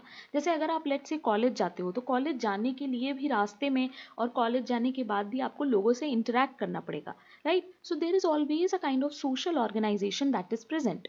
It consist of record of observing the behaviour of individual in groups. The term organisation is used in different ways to mean a different things. Organisation word को हम लोग कई तरीके से यूज़ करते हैं. जैसे ऑर्गेनाइजेशन को हम लोग एसोसिएशन की तरह भी यूज़ कर सकते हैं. तो जो लोग एसोसिएशन टॉपिक पढ़ चुके हैं, आप लोग ऐसे समझ लो कि organisation is just same. Okay. Now there are some features that you have to remember. हर चीज़ के फीचर्स आपको पढ़ने ही पढ़ने हैं. तो ऑर्गेनाइजेशन के फीचर भी सेम ही होंगे जैसे एसोसिएशन के होते हैं. देखो, an organisation is always a type of collectivity. Collectivity क्या होती है, जैसे अगर बहुत सारे लोग हैं, लेट्स से इतने लोग हैं, ठीक है, तो अगर मैं सबको एक एक इंडिविजुअली देखूंगी तो वो कलेक्टिविटी नहीं होगी, बट मैं ये सबको साथ में देख रही हूँ, दैट इज कॉल्ड कलेक्टिविटी. ठीक है. So this can be called as organisation, क्योंकि यहाँ पर सब कलेक्शन है लोगों का. ओके. ना each organisation has some specific aims और गोल्स। हर ऑर्गेनाइजेशन का अलग अलग एम या गोल होता है। जैसे लेट्स से अगर आप एक हॉस्पिटल में काम कर रहे हो तो वहाँ के गोल्स एंड एम्स अलग होंगे। अगर आप स्कूल में या किसी एजुकेशनल इंस्टीट्यूशन में काम करोगे तो वहाँ के गोल्स अलग होंगे। दोनों में ही फॉर्मल स्ट्रक्चर ऑफ रूल्स हो सकते हैं, कुछ ऐसे रूल्स जो आपको मानने ही पड़ेंगे, right. There are authority relations among the members of an organisation. कोई ना कोई अथॉरिटी रिलेशन भी होता है, यानी कुछ ना कुछ हायरार्की होगी, है ना। जैसे हम लोग देखते हैं बॉस हो सकता है वो हमारा, उसके नीचे सारे लोग काम करते हैं, right. Modern organisation have division of labour. Division of labour होता है, हर डिपार्टमेंट का अलग अलग काम होगा, राइट। लेट्स से ये सेल्स डिपार्टमेंट है एंड लेट्स से ये प्रॉफिट डिपार्टमेंट है, प्रॉफिट एंड लॉस, राइट। और you can say account department actually, right. So इस तरीके से सारे जो डिपार्टमेंट्स हैं अलग अलग होंगे, तो क्या होगा, डिविजन ऑफ लेबर होगा। द मेंबरशिप और admission of a organisation will be limited. So यहाँ पर मेंबरशिप जो है वो लिमिटेड होती है, please remember. So I hope आपको ऑर्गेनाइजेशन के फीचर्स क्लियर होंगे। याद रखना गाइस, बहुत ज़्यादा डेप्थ में नहीं जाना है हमें, ठीक है। सारे टॉपिक्स जो आपकी यूनिट 1 में मेंशन है, बस उसका आइडिया आपको होना चाहिए कि वो होता क्या है, okay. Now next topic is culture. तो कल्चर मैं ऑलरेडी पढ़ा चुकी हूँ, तो जिन लोगों को कोई आइडिया नहीं है कल्चर के बारे में, प्लीज़ आप लोग ये क्लास ज़रूर से देखना। इस क्लास को जो अभी चल रही है ये ख़त्म हो जाए, फिर बाद में इसको देख लेना। वैसे मैं इस क्लास के साथ नीचे डिस्क्रिप्शन में ऐड भी कर दूंगी, ठीक है। तो इस क्लास को ज़रूर देखना। इवन सोशोलॉजी वाले स्टूडेंट्स भी देख सकते हैं जिन्होंने फाउंडेशन बैच नहीं ज्वाइन किया है, आप लोग भी इसको देख सकते हो, कल्चर की क्लास। इसमें काफ़ी टॉपिक्स हैं जो मैंने पढ़ाए हैं, ओके। नाउ नेक्स्ट टॉपिक आता है socialisation. Now CUET PG sociology वालों के लिए तो ये बहुत इजी टॉपिक है, but if you are preparing for social work and आपको कोई आइडिया नहीं है इसके बारे में, तो हम लोग यहीं पर इसको ख़त्म करेंगे बहुत ही सिंपल तरीके से। क्योंकि देखो सोशल वर्क में बहुत इन डेप्थ क्वेश्चन नहीं आना है, तो आपको बहुत डीपली हर चीज़ नहीं पढ़नी है। वैसे सोशलाइजेशन अगर पढ़ोगे ना तो ये अपने आप में एक यूनिट है, इसमें बहुत सारी थ्योरीज होती हैं, बट आपको उतनी थ्योरीज में नहीं जाना है, एग्जाम में नहीं आएगा, ठीक है। देखो सोशलाइजेशन का मतलब क्या होता है, it is a process through which individual learn and internalise the cultural norms, value, believe, behaviour of their society और social group. It is a life long process. ये आता है एग्जाम में कि कौन सा प्रोसेस है ये, लर्निंग कब तक रहती है, तो ये चीज़ याद रखना, ठीक है। चाइल्डहुड में शुरू होता है सोशलाइजेशन और थ्रू आउट योर लाइफ चलता रहता है। क्या है सोशलाइजेशन, देखो लाइफ में हर चीज़ हम कैसे सीखते हैं, जब हम छोटे होते हैं तो हमें घर पे बहुत सारी चीज़ें सिखाई जाती हैं, नॉर्म्स, वैल्यू, कल्चर, कैसे बैठना है, कैसे किसी से बात करनी है ना। जब हम लोग कोई गलती करते हैं तो हमारे पेरेंट्स हमें डांटते हैं। सो ये सारा किसका पार्ट है, ये सारा सोशलाइजेशन का पार्ट है। हमें बचपन से ही बताया जाता है कि अगर हमें सोसाइटी में रहना है तो हमें किस तरीके से रहना होगा। सारा कल्चर और जो हमारे नॉर्म्स है, वैल्यू है ना, वो सब हमें हमारे घर से ही मिलता है। अब यहाँ पर देखो कई तरह के सोशलाइजेशन होते हैं जो मैं भी आपको बताती हूँ, सारे आपके लिए इंपॉर्टेंट हैं भी नहीं। देखो कुछ थ्योरीज भी होती हैं। Socialisation occur through various agent, बहुत सारे तरह से सोशलाइजेशन हो सकता है। सबसे पहला सोशलाइजेशन जो स्टार्ट होता है वो होता है हमारी फैमिली से, जहाँ पर हमारा बॉन्ड होता है। फिर धीमे धीमे हम अपने फ्रेंड्स के थ्रू सोशलाइज होते हैं, और उसके अलावा जब हम किसी एजुकेशनल इंस्टीट्यूशन को ज्वाइन करते हैं तो वहाँ पर हमारा सोशलाइजेशन होता है, राइट। सोशलाइजेशन इज़ बेसिकली एक ऐसा प्रोसेस जिसमें हम चीज़ों को लर्न करते हैं, यानी नॉर्म्स, वैल्यूज़, बिलीव्स, बिहेवियर, इन सबको सीखते हैं, और ये चलता रहता है। हर स्टेज पे आपका सोशलाइजेशन होता रहेगा, ठीक है। देखो प्राइमरी सोशलाइजेशन में कौन आता है, फैमिली या फ्रेंड्स, जो हमारे इंटीमेट रिलेशनशिप्स होते हैं, ठीक है। सेकेंडरी में क्या आएगा, हमारा स्कूल, जैसे हमारे टीचर से हमने क्या सीखा, हमारे क्लासमेट से हमने क्या सीखा, ठीक है। अब इसके अलावा डेवलपमेंटल सोशलाइजेशन आपके लिए इंपॉर्टेंट नहीं है, तो कोई पॉइंट नहीं है इसको पढ़ने का। एंटीसिपेटरी सोशलाइजेशन देख सकते हो, आई थिंक मैंने इस पर एक वीडियो बनाया है, नहीं भी बनाया है तो सोशलाइजेशन और सोशलाइजेशन की थ्योरीज पे भी आपको वीडियो मिल जाएगा, जहाँ पर मैंने ये सारी चीज़ें डिस्कस की होंगी, ठीक है। अच्छा, डी सोशलाइजेशन, सोशलाइजेशन क्या होता है, जहाँ पर हमारा सोशलाइजेशन ना हो पा रहा हो। बहुत सारे ऐसे केसेस भी होते हैं जहाँ पर लोगों का जो इंटरेक्शन है वो फैमिली से नहीं स्टार्ट हो रहा होता है ना, या वो आइसोलेशन में रहते हैं तो उनका सोशलाइजेशन नहीं हो पाता है, ठीक है। But this is not important, types आपके में मेंशन नहीं है तो आपको उतना इन डेप्थ जाना नहीं है। बस सोशलाइजेशन का जो मीनिंग है वो याद रखना, और अगर कुछ पढ़ना है तो एक बार यूट्यूब पे ही मैंने जो क्लास ली थी सोशलाइजेशन पे, एक शॉर्ट वीडियो है, और सोशलाइजेशन की थ्योरीज में मैं डिस्क्रिप्शन में ऐड कर दूंगी, उसको देख लेना जिनको बिल्कुल आइडिया नहीं है, okay. So agents of socialisation क्या होते हैं, वो लोग जिनके थ्रू हमारा सोशलाइजेशन प्रोसेस हो रहा होता है, ठीक है। तो प्राइमरी में देखो जैसे आ जाती है हमारी फैमिली, ठीक है। फैमिली से ही बेसिकली सब कुछ हम लोग मोस्टली सीखते हैं। देन सेकेंडरी में बहुत सारी चीज़ें आती हैं, जैसे पीयर, एजुकेशन, मीडिया, रिलीजन, इनसे भी हम लोग बहुत सारी चीज़ें सीखते रहते हैं और लाइफ लॉन्ग ये चलता रहता है, ये चीज़ याद रखना। ओके, सो यहाँ पर मैंने देखो अलग अलग से भी ऐड कर दिया है जो इंपॉर्टेंट है। Primary agent of socialisation is person, place, thing responsible during early years of an individual life. हमारे जो लाइफ के अर्ली ईयर्स होते हैं वो प्राइमरी सोशलाइजेशन के थ्रू ही होते हैं। नाउ यहाँ पर प्राइमरी एजेंट फैमिली ही होगा, डे केयर या स्कूल या ये सब नहीं होगा। ठीक है, ये इसमें गलत दिया हुआ है तो प्लीज देख लेना, ये गलत है, ये सब सेकेंडरी है। Okay, please remember. Now secondary में देखो सही लिखा हुआ है तो ये सारे सेकेंडरी होंगे। सेकेंडरी क्या होता है? Outside family. जो भी चीज़ आपके प्राइमरी सोशलाइजेशन के अलावा बचती है that is your secondary agent. Okay, now next is caste. अब हम लोग देखेंगे कि कास्ट क्या होता है। तो कास्ट का कुछ बेसिक पार्ट है जो आपको समझना है, याद रखने हैं फैक्ट्स, क्योंकि सोशल वर्क में इससे ज़्यादा डेप्थ में क्वेश्चन नहीं आएगा। ठीक है, सबसे पहले तो याद रखो कि कास्ट वर्ड आया कहाँ से है। तो कभी कभी एग्जाम में स्पेनिश आ जाता है ऑप्शन में और कभी पोर्टुगीज। तो जिस हिसाब से ऑप्शन में होगा उस हिसाब से टिक करना। अगर दोनों होंगे तो स्पेनिश टिक करना, वैसे ऐसा होगा नहीं कि दोनों टिक करना हो। ठीक है, एक ही होगा दोनों में से। कास्टा वर्ड जो है वो स्पेनिश में भी होता है और पोर्टुगीज में भी होता है। ठीक है, तो कास्टा वर्ड से ही हमें मिलता है कास्ट वर्ड, और इस कास्टा का मतलब होता है रेस, लीनिएज या फिर कोई breed. Okay, please remember. Portuguese employed कास्टा in the modern sense when they applied to hereditary Indian social groups called jati. इसको हम लोग इंडिया में जाति भी कहते हैं। ठीक है, अब देखो होता सब अलग है, वर्णा, जाति, कास्ट ये सब अलग अलग है, बट कॉमनली भी हम लोग यूज करते हैं। ठीक है, सो देखो caste can be defined as hereditary endogamous group. हमेशा याद रखो कि कास्ट जो है वो एंडोगेमस होता है, यानी एंडोगेमस मैंने आपको बताया with in group.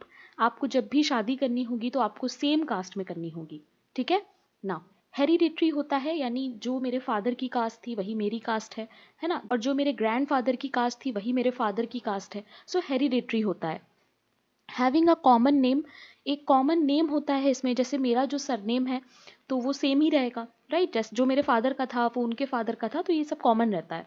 Common traditional occupation. सो अब देखो यहाँ पर क्या है कि अभी ये ट्रेडिशनल ऑक्यूपेशन वाली जो चीज़ है ये चेंज हो गई है मॉडर्न एरा में, बट अगर हम लोग ट्रेडिशनली देखें, पहले के टाइम पे देखें, तो हर कास्ट का कुछ ना कुछ ऑक्यूपेशन होता था। ठीक है, प्लीज रिमेंबर। कॉमन कल्चर होता है, relatively rigid in matters of mobility. Caste में जल्दी मोबिलिटी पॉसिबल नहीं है। ओके, संस्कृताइजेशन में कुछ मोबिलिटी हमें देखने को मिलती है, but that is not structural, that is positional. अब क्या है ये सब उतने डेप्थ में नहीं जाना है क्योंकि कंफ्यूज हो जाओगे और सोशल वर्क में इतना नहीं आने वाला है। Okay, distinctiveness of status and forming a single homogeneous community. तो ये भी याद रखना, एक तरह की होमोजेनस कम्युनिटी होती है, क्योंकि अगर सबकी कास्ट लेट्स से ब्राह्मण है तो ये एक अपने आप में कम्युनिटी बन जाएगी, राइट। अच्छा, यहाँ पर जितनी भी कास्ट लिखी हुई हैं प्लीज रिमेंबर देम। एंड एक चीज़ और याद रखना कि ये जो स्टार्टिंग की 3 कास्ट है ना, ये है ट्वाइस बॉर्न। ओके, और कभी कभी ये ऐसे भी लिखा होता है द्विजा कास्ट। तो क्या है ये द्विजा कास्ट और ट्वाइस बॉर्न कास्ट? तो एक्चुअली होता क्या है कि ये जो 3 कास्ट है ना, ये एक सेरेमनी करते हैं। तो एक सेरेमनी होती है जिसके बाद हम लोग ये कंसीडर करते हैं कि इन तीनों कास्ट का जो बॉर्न है वो दोबारा हो जाता है, बट शूद्रास का नहीं होता है, एंड दैट इज वाई वो सबसे लास्ट में मेंशन है। ठीक है, यानी कि सबसे एक्सप्लॉइटेड कास्ट अगर कोई होती है तो वो है शूद्रा। और शूद्रा के जस्ट बाद आता है अनटचेबल। नाउ देखो अनटचेबल इस हायरार्की सिस्टम का पार्ट नहीं है, अनटचेबल एक अलग से ही कास्ट है। इसको हम लोग आउट कास्ट भी कहते हैं, आउट ऑफ कास्ट। ठीक है, ये अपने आप में एक सोशल कैटेगरी है, प्लीज रिमेंबर।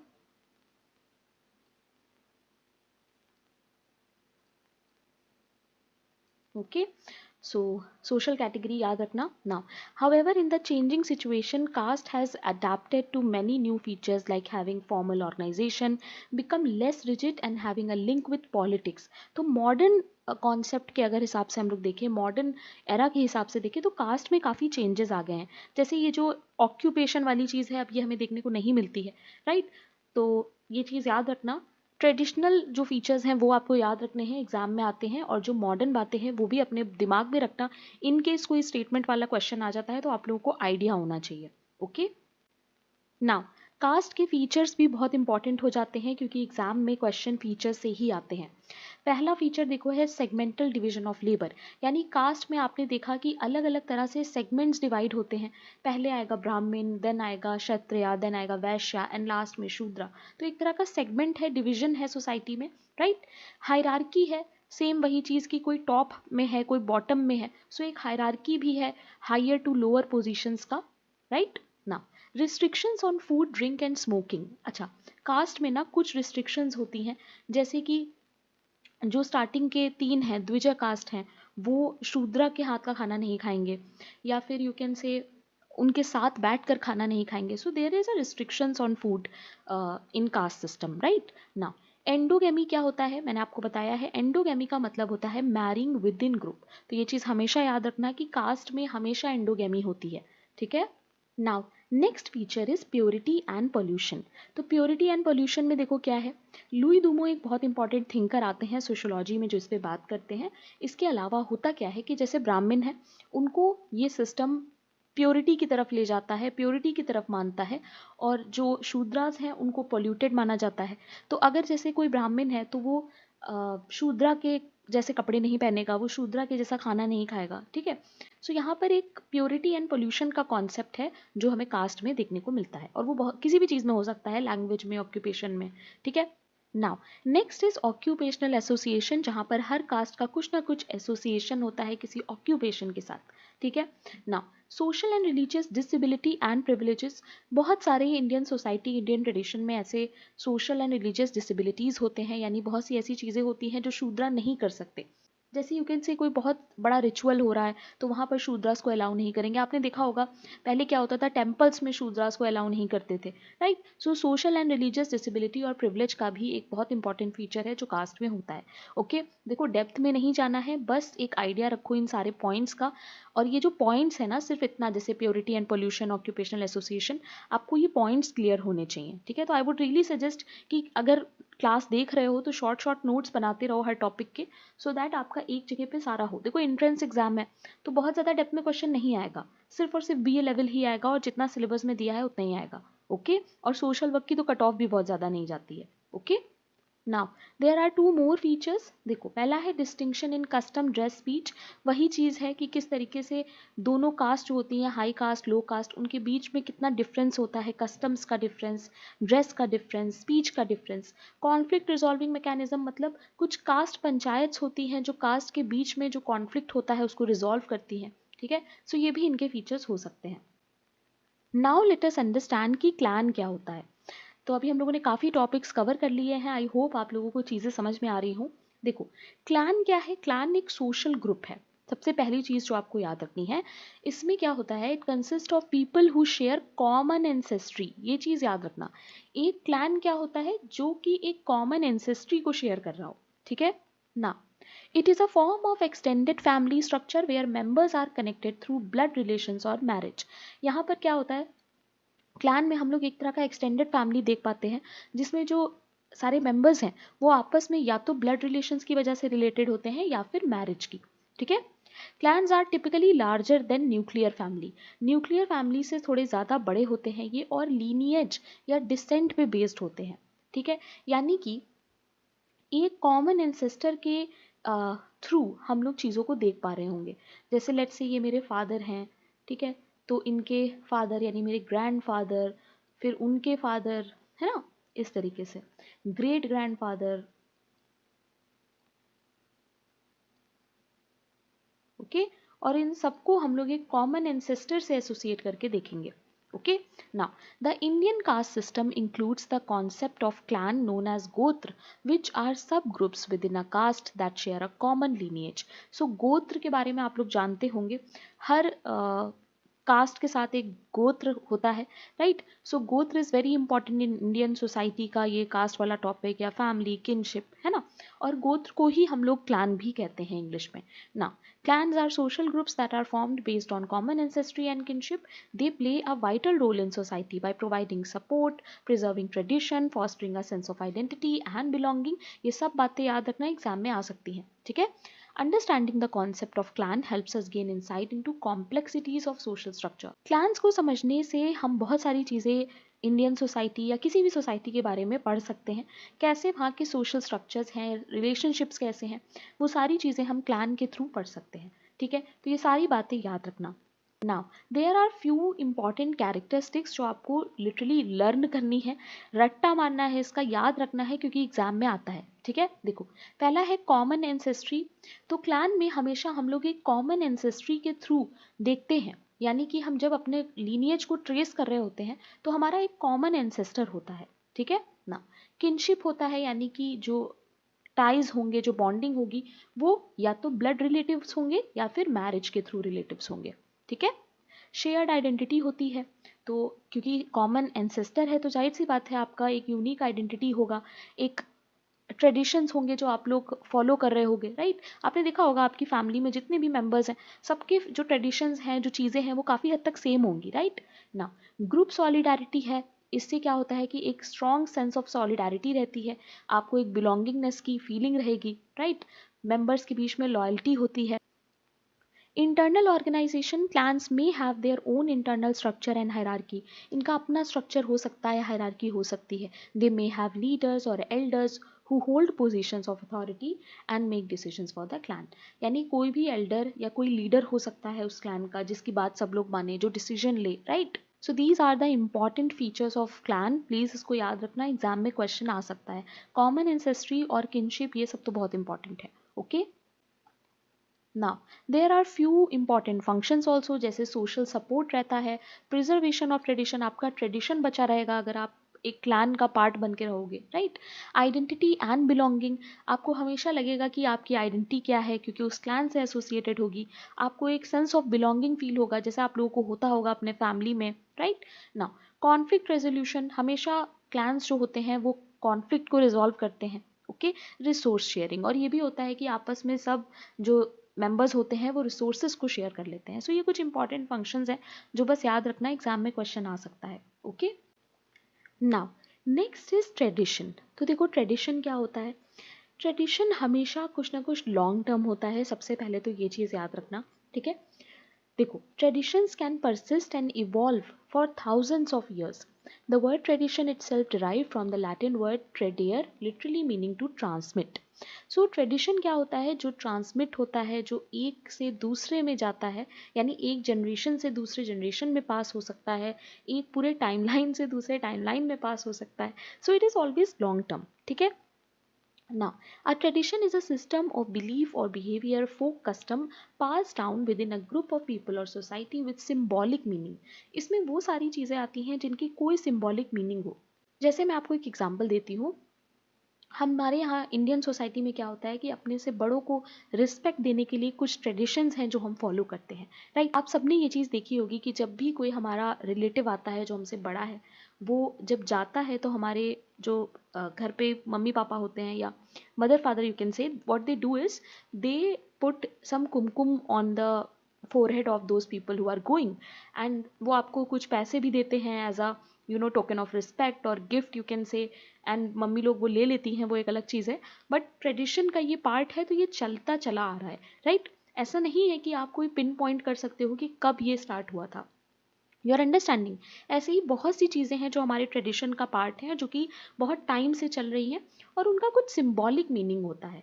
ठीक है, जैसे जब हम किसी को नमस्ते करते हैं तो उसके पीछे कुछ मीनिंग है, ऐसा तो नहीं है कि it's just something that we have to do without any reason, है ना।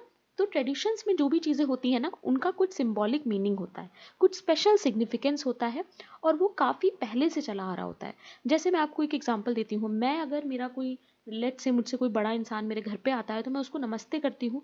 ऐसे ही मेरे जो फादर होंगे, जब वो मेरी एज में रहे होंगे या अभी तक वो नमस्ते करते थे, उनके पहले अगर जाओगे तो जो ग्रैंड फादर होंगे वो भी ये करते थे। तो इसका कोई एक पिन पॉइंट आप नहीं कर सकते हो जल्दी। राइट, तो बहुत ज़्यादा स्पेशल और इम्पॉर्टेंट सिग्निफिकेंस होती है इन सारे ट्रेडिशंस की ना।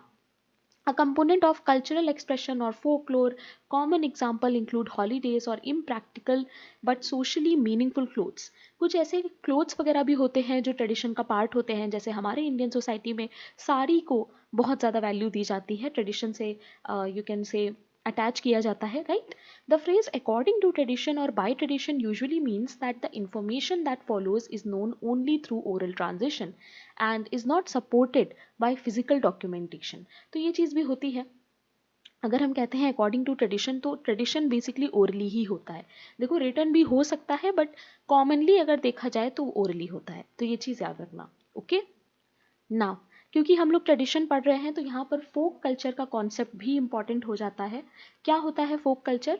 The defining feature of folk culture is that it is localized form of culture. Folk culture कहीं एक लोकेलिटी का जो कल्चर होता है उसको हम लोग फोक कल्चर कहते हैं। ठीक है, जैसे देखो कोई ट्रेडिशनल डांस है, अब हर जगह के जो ट्रेडिशनल डांस है वो अलग अलग होते हैं, है ना, लोकेलिटी पे डिपेंड करता है। कोई ट्रेडिशनल क्राफ्ट है, क्लोथ है, सेरेमनीज हैं, हर जगह के सेरेमनीज अलग अलग होते हैं। ठीक है, सो ये चीज़ याद रखना, localized form of culture is actually folk culture. Okay, we can contrast folk culture with popular culture. Popular culture क्या होता है? मासेस का कल्चर, यानी बहुत सारे लोग जिसको फॉलो करते हैं। ओके, और फोक कल्चर इसका जस्ट अपोजिट होता है, दैट इज वाई यहाँ पे लिखा है कॉन्ट्रास्ट। तो हम लोग ये भी कह सकते हैं कि फोक कल्चर मेन स्ट्रीम का पार्ट नहीं होता है। In fact whereas mass media promotes popular culture, it tends to suppress folk culture. मैं आपको एक एग्जांपल देती हूँ दोनों का। आपने देखा होगा कि कोई भी ऐसा बॉलीवुड सिंगर अगर आ जाता है तो उसका कॉन्सर्ट देखने बहुत सारे लोग जाते हैं। बट अगर कोई क्लासिकल, कोई हमारे ट्रेडिशन से रिलेटेड कोई पुराना म्यूज़िक, कोई क्लासिकल म्यूज़िक का कोई कॉन्सर्ट हो रहा है तो वहाँ पर भीड़ कम होती है, उसका टिकट भी बहुत सस्ता होता है। तो ये क्या दिखाता है? एक्चुअली हो क्या रहा है कि ये पॉपुलर कल्चर, मास मीडिया, ये सब हमारे फोक कल्चर को सप्रेस करता है। ठीक है गाइस, तो ये चीज़ भी याद रखना। स्टेटमेंट वाले क्वेश्चन आते हैं एग्जाम में तो वहाँ पर ये सब स्टेटमेंट बना दिए जा सकते हैं। सो इसीलिए हम लोग कह सकते हैं कि ग्लोबलाइजेशन जो है उसकी वजह से फोक कल्चर काफ़ी ज़्यादा कम हो गया है। ठीक है, folk culture is resistant to change and usually traditional and long starting. तो फोक कल्चर जल्दी चेंज नहीं होता है, ये चीज़ है। जैसे चला आ रहा है ट्रेडिशन में वैसे ही वो रहेगा। ठीक है, नाउ अब थोड़ा सा हम लोग कल्चर और ट्रेडिशन के डिफरेंस को भी देख लेते हैं। तो कल्चर क्या होता है? कलेक्टिव टर्म है to identify the idea, custom and social behaviour of a particular people और सोसाइटी। जबकि ट्रेडिशन क्या होते हैं? वो एक जनरेशन से दूसरे जनरेशन में पास होते हैं। ये एक बहुत बड़ा डिफरेंस है दोनों में। ठीक है, कल्चर बड़े वास्ट एरिया का होता है जबकि ट्रेडिशन सिर्फ एक छोटे पार्ट का हो सकता है। ओके, ना a particular culture can be observed among a particular group of people. हम एक ग्रुप ऑफ पीपल का जो कल्चर है उसको स्टडी कर सकते हैं। Some traditions are unique to some families, but कुछ ऐसे ट्रेडिशंस होते हैं जो कॉमनली नहीं होते हैं, जैसे कि किसी भी फैमिली का एक अलग ट्रेडिशन हो सकता है, right? Culture is created by group of people over a long period of time and traditions can be created by individual. So traditions को इंडिविजुअल भी बना सकते हैं। ठीक है, जैसे मैं अगर कोई ट्रेडिशन स्टार्ट कर दूं तो हो सकता है आने वाले टाइम में मेरी जनरेशन उसको फॉलो करे, मेरा बनाया हुआ ट्रेडिशन। तो ये ऐसा भी हो सकता है। ठीक है, अच्छा एक चीज़ याद रखना कि अगर ये नहीं समझ में आ रहा है तो एक बार पहले कल्चर की क्लास देख लेना, उसके बाद पढ़ना। ओके, दोनों में difference. Now next topic is lifestyle. तो थोड़ा सा हम लोग लाइफस्टाइल के बारे में भी देख लेते हैं। देखो बहुत ज़्यादा इन टॉपिक्स पे ना नोट्स, थ्योरीज ये सब नहीं है। बेसिक मीनिंग आपको पता होनी चाहिए टॉपिक की, दैट्स इट। कि लाइफस्टाइल है तो लाइफस्टाइल क्या होता है। अब देखो, lifestyle is the interest, opinion, behaviour orientation of an individual group और कल्चर। सो लाइफस्टाइल देखो क्या होता है, कुछ भी जो आपका इंटरेस्ट है, आपका ओपिनियन है, आपका बिहेवियर है, वो आपका लाइफस्टाइल हो सकता है। ठीक है, ये टर्म जो है सबसे पहले इंट्रोड्यूस किया था एल्फ्रेड एडलर ने, जो कि एक साइकोलॉजिस्ट है। तो ये भी याद रखना। ओके, सबसे पहले इन्होंने लाइफस्टाइल की बात इसी में की थी। With the meaning of a person's basic character are established early in childhood. So इन्होंने इसमें बात क्या की है कि हमारा जो बेसिक कैरेक्टर होता है वो हमारे चाइल्डहुड में ही डेवलप हो जाता है, and that is Y childhood stage is very very important, right? अब देखो ब्रॉडर सेंस में अगर हम बात करें तो लाइफ स्टाइल का मतलब होता है वे और स्टाइल ऑफ लिविंग। आप अपने लाइफ को कैसे जी रहे हो, that is your life style. Okay, now lifestyle is a combination of determining intangible or tangible factors. Tangible factors relate specifically to demographic variables, an individual's demographic profile, whereas intangible factor concerns the psychological. अब देखो यहाँ पर lifestyle के दो meaning हो सकते हैं, tangible factors के बेसिस पे और इनटैंजिबल फैक्टर्स के बेसिस पे। तो आपका लाइफस्टाइल डिपेंड करता है कि आप कहाँ पे रहते हैं, आपका लोकेशन क्या है, आपका एटमॉस्फेयर कैसा है, राइट। दूसरी चीज़ है साइकोलॉजी। आप साइकोलॉजिकली क्या क्या फैक्टर्स हैं जो आपके लाइफस्टाइल को अफेक्ट कर सकते हैं, राइट। सो अभी हम लोग थोड़ा सा इस पे और देखेंगे, बट लाइफस्टाइल का मीनिंग याद रखना, दैट इज वे और स्टाइल ऑफ लिविंग, यानी आप कैसे लाइफ को जी रहे हो, ओके। तो देखो, a lifestyle is a way in which someone leads their life, किस तरीके से आप अपने लाइफ को जी रहे हो, that is lifestyle, okay. Encompassing habits, attitudes, value, consumption pattern, आप क्या चीज़ कंज्यूम कर रहे हो ये भी दिखाता है कि आपका लाइफस्टाइल कैसा है, किस तरह का आप खाना खाते हो, किस तरह के आप बुक्स पढ़ते हो, किस तरह का आप कंटेंट कंज्यूम करते हो, okay. It's influenced by factors such as culture, personal preference, environment, बहुत सारे फैक्टर्स से ये चीज़ इन्फ्लुएंस होती है। किस तरह के माहौल में आप रह रहे हो उसी तरह के आपका लाइफस्टाइल होगा, उसी तरह के आपके हैबिट्स होंगे। This encompasses a range of choices and practices related to health, leisure, work, routine. Please remember, lifestyle में ये सारी चीज़ें आ जाती हैं, हेल्थ, लीजर, वर्क और रूटीन, ओके। अब देखो यहाँ पर एग्जांपल्स हैं। मिनिमलिस्ट एक लाइफस्टाइल होता है जहाँ पर जो लोग होते हैं वो कम चीज़ों के साथ जीते हैं। That means they will not own so many things, they will have few things and they will continue living their life with these things, few possessions, बहुत ज़्यादा चीज़ें आपको नहीं। जैसे मान लो क्लोथ्स की बात करते हैं, तो लेट्स से अगर आपके पास सिर्फ 5 पेयर है टी शर्ट्स के, तो दैट मीन्स आप एक मिनिमलिस्ट हो। बट अगर आपके पास 30 टी शर्ट्स हैं, 50 टी शर्ट्स हैं आपके पास, then you are not a minimalist. Minimal का मतलब क्या होता है, कम से कम, ठीक है। तो यहाँ पर क्या होता है, लाइफस्टाइल सिंप्लिसिटी होती है, यानी कि बहुत सिंपल लिविंग होगी। आप लोगों ने यूट्यूब वगैरह पे बहुत सारे वीडियोस भी देखे होंगे, ठीक है। क्लैरिटी रहती है, क्लटरिंग नहीं होती है, यानी चीज़ें आपके पास क्लटर की तरह नहीं होती हैं, इकट्ठा नहीं होती हैं, राइट। सो मिनिमलिस्ट एक लाइफस्टाइल है। ऐसे ही डिजिटल नोमैड एक लाइफस्टाइल है, देखो, जहाँ पर digital nomad combine work and travel by leveraging technology, often moving between countries and living a location independent life. So यहाँ पर क्या है, एक ऐसा लाइफस्टाइल जहाँ पर आपका सारा काम जो है वो डिजिटल चल रहा है, एंड आप कहीं भी जा सकते हो, किसी भी कंट्री में मूव कर सकते हो, right. So location wise you are independent, so that is digital nomad, okay. So ये सब देखो आने नहीं वाला है, बट हाँ, लाइफस्टाइल क्या होता है बस ये चीज़ ध्यान रखना, okay. Now next topic of your syllabus is of health. तो हेल्थ का टॉपिक काफ़ी वाइड है, काफ़ी ब्रॉड है, क्योंकि अगर हम सिर्फ हेल्थ के टॉपिक को ही कवर करेंगे तो इसमें बहुत सारी थ्योरीज आ जाएंगी, डिजीज़ आ जाएंगे, बहुत सारे फैक्ट्स आ जाएंगे। बट आई डोंट थिंक इतना ज़्यादा पढ़ने की ज़रूरत है, क्योंकि आपके सिलेबस में सिर्फ एक टर्म दिया हुआ है हेल्थ। तो आई डोंट थिंक कि मीनिंग से ज़्यादा आपको आगे जाना है, ठीक है। अच्छा, हेल्थ से रिलेटेड अगर आपको कोई स्कीम पता चले या कोई जीके ओरिएंटेड चीज़ पता चले तो उसको ज़रूर से देख लेना। वैसे इतना इन डेप्थ क्वेश्चन नहीं आएगा, आई डोंट थिंक सो। देखो, WHO की जो दी हुई डेफिनेशन है वो थोड़ा इंपॉर्टेंट हो जाती है, क्योंकि एग्जाम में आपसे ये पूछ सकते हैं कि हेल्थ से आप क्या समझते हो, राइट। सो देखो, हेल्थ एक ऐसी स्टेट है जहाँ पर complete physical, mental, social wellbeing and not merely the absence of disease and infirmity. So जब हम लोग हेल्थ की बात करते हैं ना, तो हम सिर्फ अपने फिजिकल, मेंटल, सोशल वेलबींग की ही नहीं, बट बाकी सारी चीज़ों की भी बात करते हैं, जैसे डिजीज, ओके। देखो, health status of a society is intimately related to its value system, its philosophical and cultural tradition and its socio economic and political organisation. तो जब हम लोग हेल्थ को पढ़ते हैं ना, तो हम लोग इन सारी चीज़ों से रिलेट करके भी हेल्थ को पढ़ते हैं सोशोलॉजी में, ठीक है, या फिर सोशल वर्क में। Now each of these aspect has a deep influence on health. हमारा हेल्थ बहुत ज़्यादा डिपेंड करता है हमारे सोशल, इकोनॉमिक, पॉलिटिकल ऑर्गेनाइजेशन पे। लेट्स अज्यूम कि आपके पास जॉब नहीं है, तो इसका मतलब है कि हमारा इकोनॉमिक सिस्टम अच्छा नहीं है, और जब आपके पास जॉब नहीं है तो आपके पास मंथली इनकम नहीं है। अगर आपको कोई भी मेडिकल इशू हो जाता है तो आपके पास पैसे ही नहीं होंगे ट्रीटमेंट करने के लिए। सो ये पूरा जो सिस्टम है ना, ये काफ़ी इंटर रिलेटेड होता है ना। Each of these aspect has a deep influence on health, इसीलिए इन सारी चीज़ों का हमारी हेल्थ से काफ़ी ज़्यादा रिलेशन होता है, right. Hence, it is not possible to raise the health status and quality of life of people unless such efforts are integrated with wider effort.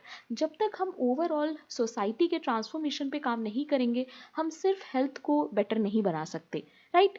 Good health and good society go together.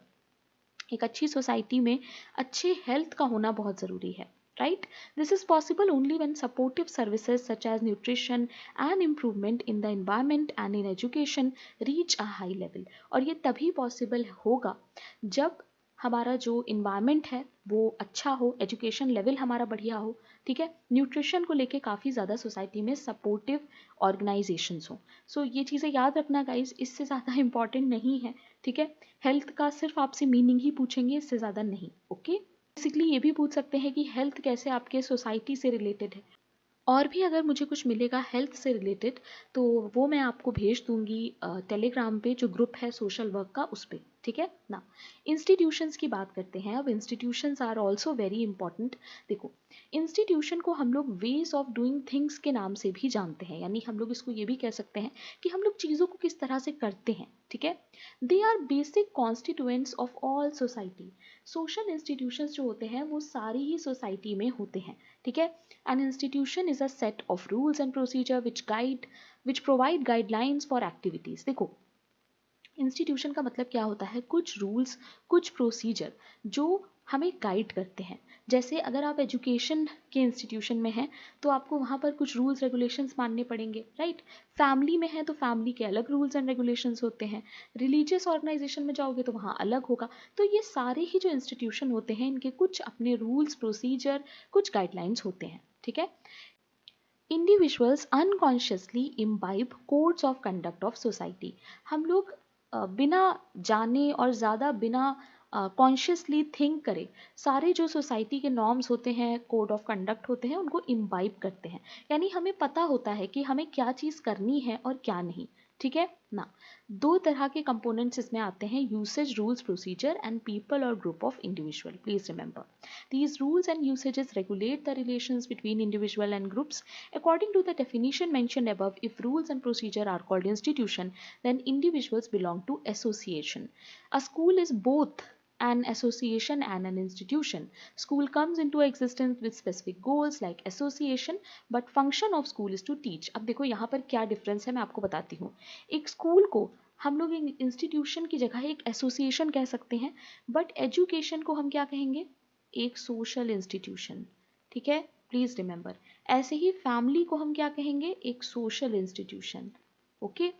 तो ये सारे broad concept होते हैं, please remember. Religion को हम लोग कहेंगे social institution, but एक टेम्पल को हम लोग एक एसोसिएशन या एक प्लेस बोल सकते हैं, ठीक है। तो इस तरीके से प्लीज समझना। और ये जो लिखा है ना, rules and procedure, ways of doing things, ये सब बहुत इंपॉर्टेंट है। और यहाँ पर ना एक चीज़ और है, इस्टेब्लिश्ड वेज, ये भी बहुत इंपॉर्टेंट है, ठीक है। तो इस्टेब्लिश्ड वर्ड भी यहाँ पर लगा होगा, okay. Now next topic is norms and values. तो नॉर्म्स क्या होते हैं, वैल्यूज क्या होते हैं, ये भी देख लो, एग्जाम में यहाँ से क्वेश्चन आता है। सबसे पहली चीज़ जो आपको याद रखनी है वो ये है कि norms are specific behavioural standard, यानी कि नॉर्म्स स्पेसिफिक होते हैं, ठीक है। हर सोसाइटी के अलग अलग नॉर्म्स हो सकते हैं। इंडियन सोसाइटी के नॉर्म्स अलग हो सकते हैं, वेस्टर्न सोसाइटी के नॉर्म्स अलग हो सकते हैं। जबकि वैल्यू की अगर हम बात करें ना, तो वैल्यूज हमेशा जनरल होते हैं, okay. Please remember, and norms जो होते हैं वो स्पेसिफिक होते हैं। यानी ऑनेस्टी का जो मीनिंग है वो यहाँ पर भी सेम है, और वेस्टर्न सोसाइटी में जाओगे तो वहाँ पर भी सेम है। तो वैल्यूज में आ जाता है कि क्या चीज़ अच्छी है, क्या चीज़ डिज़ायरेबल है, ठीक है। Now, norms and values both are very important for sociology as well and for social work as well, क्योंकि ये काफ़ी ज़्यादा important part हो जाता है हमारी सोसाइटी का, और दोनों ही सब्जेक्ट्स में सोसाइटी के बारे में ही हम पढ़ते हैं, right. Now, norms are shared rules and expectations guiding behavior in a society or group, maintaining social order, defining cultural values and shaping interaction. So norms क्या होते हैं, they are shared rules and expectations, please remember, जो कि behaviour को हमारे guide करता है, okay. Now 4 types of norms होते हैं ज़्यादातर, जैसे folks, mores, taboos and laws, okay. They are very important, अभी हम लोग देखेंगे। वैल्यूज़ की अगर हम बात करें तो वैल्यू हमेशा जनरल होती है, प्लीज़ रिमेंबर। यहाँ पर हम देखते हैं क्या राइट है, क्या रॉन्ग है, ठीक है। Honesty, respect, responsibility, decision making, ये सारे वैल्यूज़ में आ सकते हैं, ओके। नाउ अब देखते हैं दोनों के बीच में difference. So norms are accepted standards of behaviour. Norms जो होते हैं वो एक्सेप्टेड होते हैं, यानी हर सोसाइटी के अलग अलग नॉर्म्स होंगे और सोसाइटी उसको एक्सेप्ट करेगी। कुछ ऐसा बिहेवियर जो एक्सेप्टेबल हो वो नॉर्म हो सकता है, ठीक है। जबकि वैल्यूज़ क्या होते हैं, वैल्यूज़ प्रिंसिपल्स होते हैं, प्लीज़ रिमेंबर, जो हमें बताते हैं क्या सही है क्या गलत है, ओके, ये स्पेसिफिक गाइडलाइंस होते हैं और ये जनरल गाइडलाइंस होते हैं, ये ज़रूर याद रखना, यहाँ से क्वेश्चन आता है। ओके, ना behaviours that are accepted by society, ऐसे बिहेवियर जिनको सोसाइटी एक्सेप्ट करता है वो होते हैं नॉर्म्स, और जो प्रिंसिपल्स होते हैं जिसको लेके एक इंडिविजुअल अपनी लाइफ लीड करता है उसको हम लोग वैल्यूज़ कहते हैं ना। नॉर्म्स जो होते हैं वो सोसाइटी टू सोसाइटी डिफर कर सकते हैं, मैंने आपको बताया इंडियन सोसाइटी के नॉर्म्स और वेस्टर्न सोसाइटी के नॉर्म्स अलग अलग होंगे। वैल्यूज़ की बात अगर हम करें तो ये इंडिविजुअल टू इंडिविजुअल डिफर करता है, जैसे मेरे वैल्यूज़ और आपके वैल्यूज़ अलग अलग हो सकते हैं। हो सकता है मुझे ऑनेस्टी ना अच्छी लगती हो, मैं बहुत झूठ बोलती हूँ, और हो सकता है कि आप लोग ऑनेस्टी पे बिलीव करते हो। सो ये इंडिविजुअल टू इंडिविजुअल डिफर कर सकता है। ठीक है, यहाँ पर कुछ एग्जाम्पल्स हैं, देखो, covering your mouth, then when coughing, shaking hands when you meet someone, ये सब नॉर्म्स हो सकते हैं, जबकि ऑनेस्टी, इंटीग्रिटी, ये सारी चीज़ें वैल्यू में आएंगी। Okay, now there are few types of norms that you have to remember. कुछ टाइप्स होते हैं नॉर्म्स के। पहला है folkway, norm that stems from organise casual interaction. ये चीज़ याद रखना, फोकवेज हमेशा कैजुअल इंटरेक्शंस वाली चीज़ें होती हैं, जैसे किसी से हेलो करना, किसी से नमस्ते करना, है ना, ये सारी चीज़ें थोड़ा सा कैजुअल हो जाती हैं। जबकि मोरेज जो होते हैं ना, वो काफ़ी ज़्यादा स्ट्रॉन्ग होते हैं, इसमें हम लोग राइट और रॉन्ग की समझ को लाते हैं, यानी क्या चीज़ सही है, क्या चीज़ गलत है। ठीक है, टैबूज सबसे ज़्यादा स्ट्रॉन्ग निगेटिव नॉर्म्स होते हैं, जहाँ पर अगर आप कुछ ऐसा करोगे जो एक्चुअली में एक टैबू है तो वो बहुत एक्सट्रीमली डिस्गस्टिंग माना जाएगा। जैसे अगर कोई लड़की लेट से रोड पे विदाउट क्लोथ जा रही है तो that will be a taboo for society, क्योंकि ये एक्सेप्टेबल नहीं होगा, हमारे ट्रेडिशंस के अकॉर्डिंग ये नहीं होगा। वेस्टर्न सोसाइटी में अगर आप ये करोगे तो शायद नॉर्मल हो, बट इंडियन सोसाइटी में it will be a taboo. Okay ना, कुछ नॉर्म्स ऐसे होते हैं जो लॉ के अंडर आते हैं, यानी कुछ ऐसी चीज़ें जिनको अगर आप करोगे तो फिर उसमें लॉ आ जाएगा। ठीक है, जैसे किसी का मर्डर कर दोगे तो आपको जेल में डाल देंगे। ठीक है, तो ये 4 तरह के सोशल नॉर्म्स हैं guys, please remember. Okay, now एक और टॉपिक है जो आपके सिलेबस में मेंशन है, that is need versus want. So need क्या होता है, देखो हमेशा याद रखो, नीड हमेशा हमारे नेसेसिटी से रिलेटेड होता है, जिन चीज़ों की हमें ज़रूरत होती है, जैसे खाने की, कपड़ों की, राइट, रेंट, क्लोथिंग, ग्रोसरीज, ये ऐसी चीज़ें हैं जिनके बिना हम सर्वाइव नहीं कर सकते। सो वो चीज़ें जिनकी हमें नेसेसिटी होती है, जिनके बिना हम सर्वाइव नहीं कर सकते, वो नीड्स होती हैं। वांट्स वो होती हैं जिनके बिना भी हम लाइफ को जी सकते हैं। ठीक है, जैसे खाने के बिना आप लाइफ नहीं जी पाओगे, बट ट्रैवल के बिना, लैपटॉप के बिना, ज्वेलरी के बिना, इसके बिना भी आप लाइफ को जी सकते हो। ठीक है, so always remember the difference between needs and wants. Okay, now यहाँ पर एक और कॉन्सेप्ट आ जाता है नीट में, that is Maslow hierarchy theory. ये क्वेश्चन आई थिंक आया हुआ है ऑलरेडी सोशल वर्क में, और आता भी है क्योंकि साइकोलॉजी का टॉपिक है आपके सिलेबस में, तो वहाँ पर भी ये इंपॉर्टेंट हो जाता है, और ये आज का लास्ट टॉपिक है। काफ़ी सारे टॉपिक्स हैं जो हम लोगों ने ऑलरेडी कवर कर लिए। So Maslow hierarchy of need is a theory of psychology explaining human motivation based on pursuit of different levels of needs. The theory states that humans are motivated to fulfill their needs in hierarchical order. ये कहते हैं कि हमारी life में ना कुछ needs होती हैं और वो एक हायरार्की में होती हैं जिनको हम फुलफिल करते हैं। ठीक है, this order begins with the most basic need. कुछ होती हैं जो हमारी बेसिक नीड्स होती हैं और फिर वो धीमे धीमे एडवांस नीड्स की तरफ मूव होता है। अच्छा, यहाँ पर कुछ फैक्ट्स हैं देखो जो आपको याद रखने हैं। जैसे मास्लो का एक पेपर था जिसमें इन्होंने इस पर बात की है, that is a theory of human motivation. ठीक है, इसके बाद इनकी बुक भी आई, that is motivation and personality, और ये काफ़ी ज़्यादा बात करते हैं मैनेजमेंट ट्रेनिंग के बारे में। ठीक है, now there are 5 main levels to the Maslow hierarchy of needs. इसमें ये 5 लेवल्स की बात करते हैं गाइस, प्लीज रिमेंबर। एग्जाम में आपसे पूछ सकते हैं कि कितने लेवल्स की बात की है मास्लो हायरार्की ऑफ नीड्स में। ठीक है, these level begin from most basic needs and धीमे धीमे एडवांस की तरफ जाते हैं। ओके, अभी हम लोग देखेंगे एक एक करके, तो ज़्यादा आपको बेटर समझ में आएगा। Now look at this diagram. सबसे पहली और बेसिक नीड्स जो इन्होंने रखी है वो है हमारी फिजियोलॉजिकल नीड्स, यानी breathing, food, water, sleep, homeostasis, excretion, ये सब हमारी बेसिक नीड्स हैं। फिर हम आते हैं सेफ्टी की तरफ। सेफ्टी में हमारा आ जाता है सिक्योरिटी ऑफ बॉडी, एम्प्लॉयमेंट, है ना। फिर उसके बाद आता है हमारा लव और बिलोंगिंग, और उसके बाद हम जो भी चीज़ें अचीव करते हैं, दूसरों की रिस्पेक्ट जो हमें मिलती है, वो हमारे एस्टीम से रिलेटेड होती है। And after that comes self actualisation. ना यहाँ पर सेल्फ एक्चुअलाइजेशन काफ़ी इंपॉर्टेंट है, इसीलिए देखो अलग से भी बॉक्स दिया हुआ है।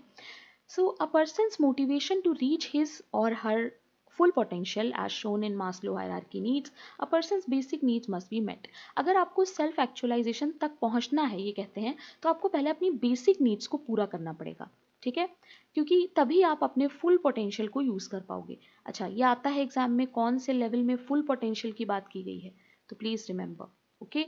अब इसके बारे में थोड़ा सा और गूगल करके पढ़ सकते हो, वैसे इतना इनफ है, इससे ज़्यादा आई डोंट थिंक क्वेश्चन आने की कोई उम्मीद है, ओके। बहुत जल्द हम लोग CUET PG का जो लास्ट ईयर का पेपर था सोशल वर्क का, उसको भी सॉल्व करेंगे। मैं कोशिश करूँगी कि मैं जितना हो सकता है सोशल वर्क के लिए भी क्लासेस कर पाऊँ, ठीक है, बट प्रॉमिस नहीं कर सकती हूँ, बट हाँ अपना 100% ट्राई करूँगी कि मैं कुछ क्लासेस आप लोगों के लिए बना सकूँ, okay. So that's it for today guys, I hope you understood all the topics and आपका यूनिट 1 इससे काफ़ी अच्छे से प्रिपेयर हो गया होगा। इसके अलावा अगर कुछ ऐड ऑन करना है तो जो टॉपिक्स मैंने बताए हैं उनको एक बार रीड कर लेना, उनको थोड़ा सा और समझ लेना, इससे ज़्यादा वैसे एग्जाम में आएगा नहीं।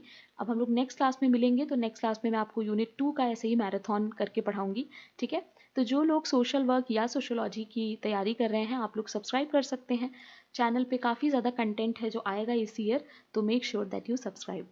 And this is the Telegram channel जो आपको ज़रूर से ज्वाइन करना है, और ये मेरा पर्सनल टेलीग्राम है। अगर तुम सोशल वर्क की तैयारी कर रहे हो, CUET PG सोशल वर्क, तो प्लीज़ मुझे यहाँ पर मैसेज कर देना, क्योंकि एक ग्रुप और है जो सिर्फ सोशल वर्क वालों का है, तो वो ज़रूर ज्वाइन करना, क्योंकि एक ग्रुप और है जो सिर्फ सोशल वर्क वालों का है, तो अगर वो ज्वाइन करोगे ना तो वहाँ पर तुम्हें सिर्फ वो स्टूडेंट्स मिलेंगे जो सोशल वर्क की प्रिपरेशन कर रहे हैं, ठीक है।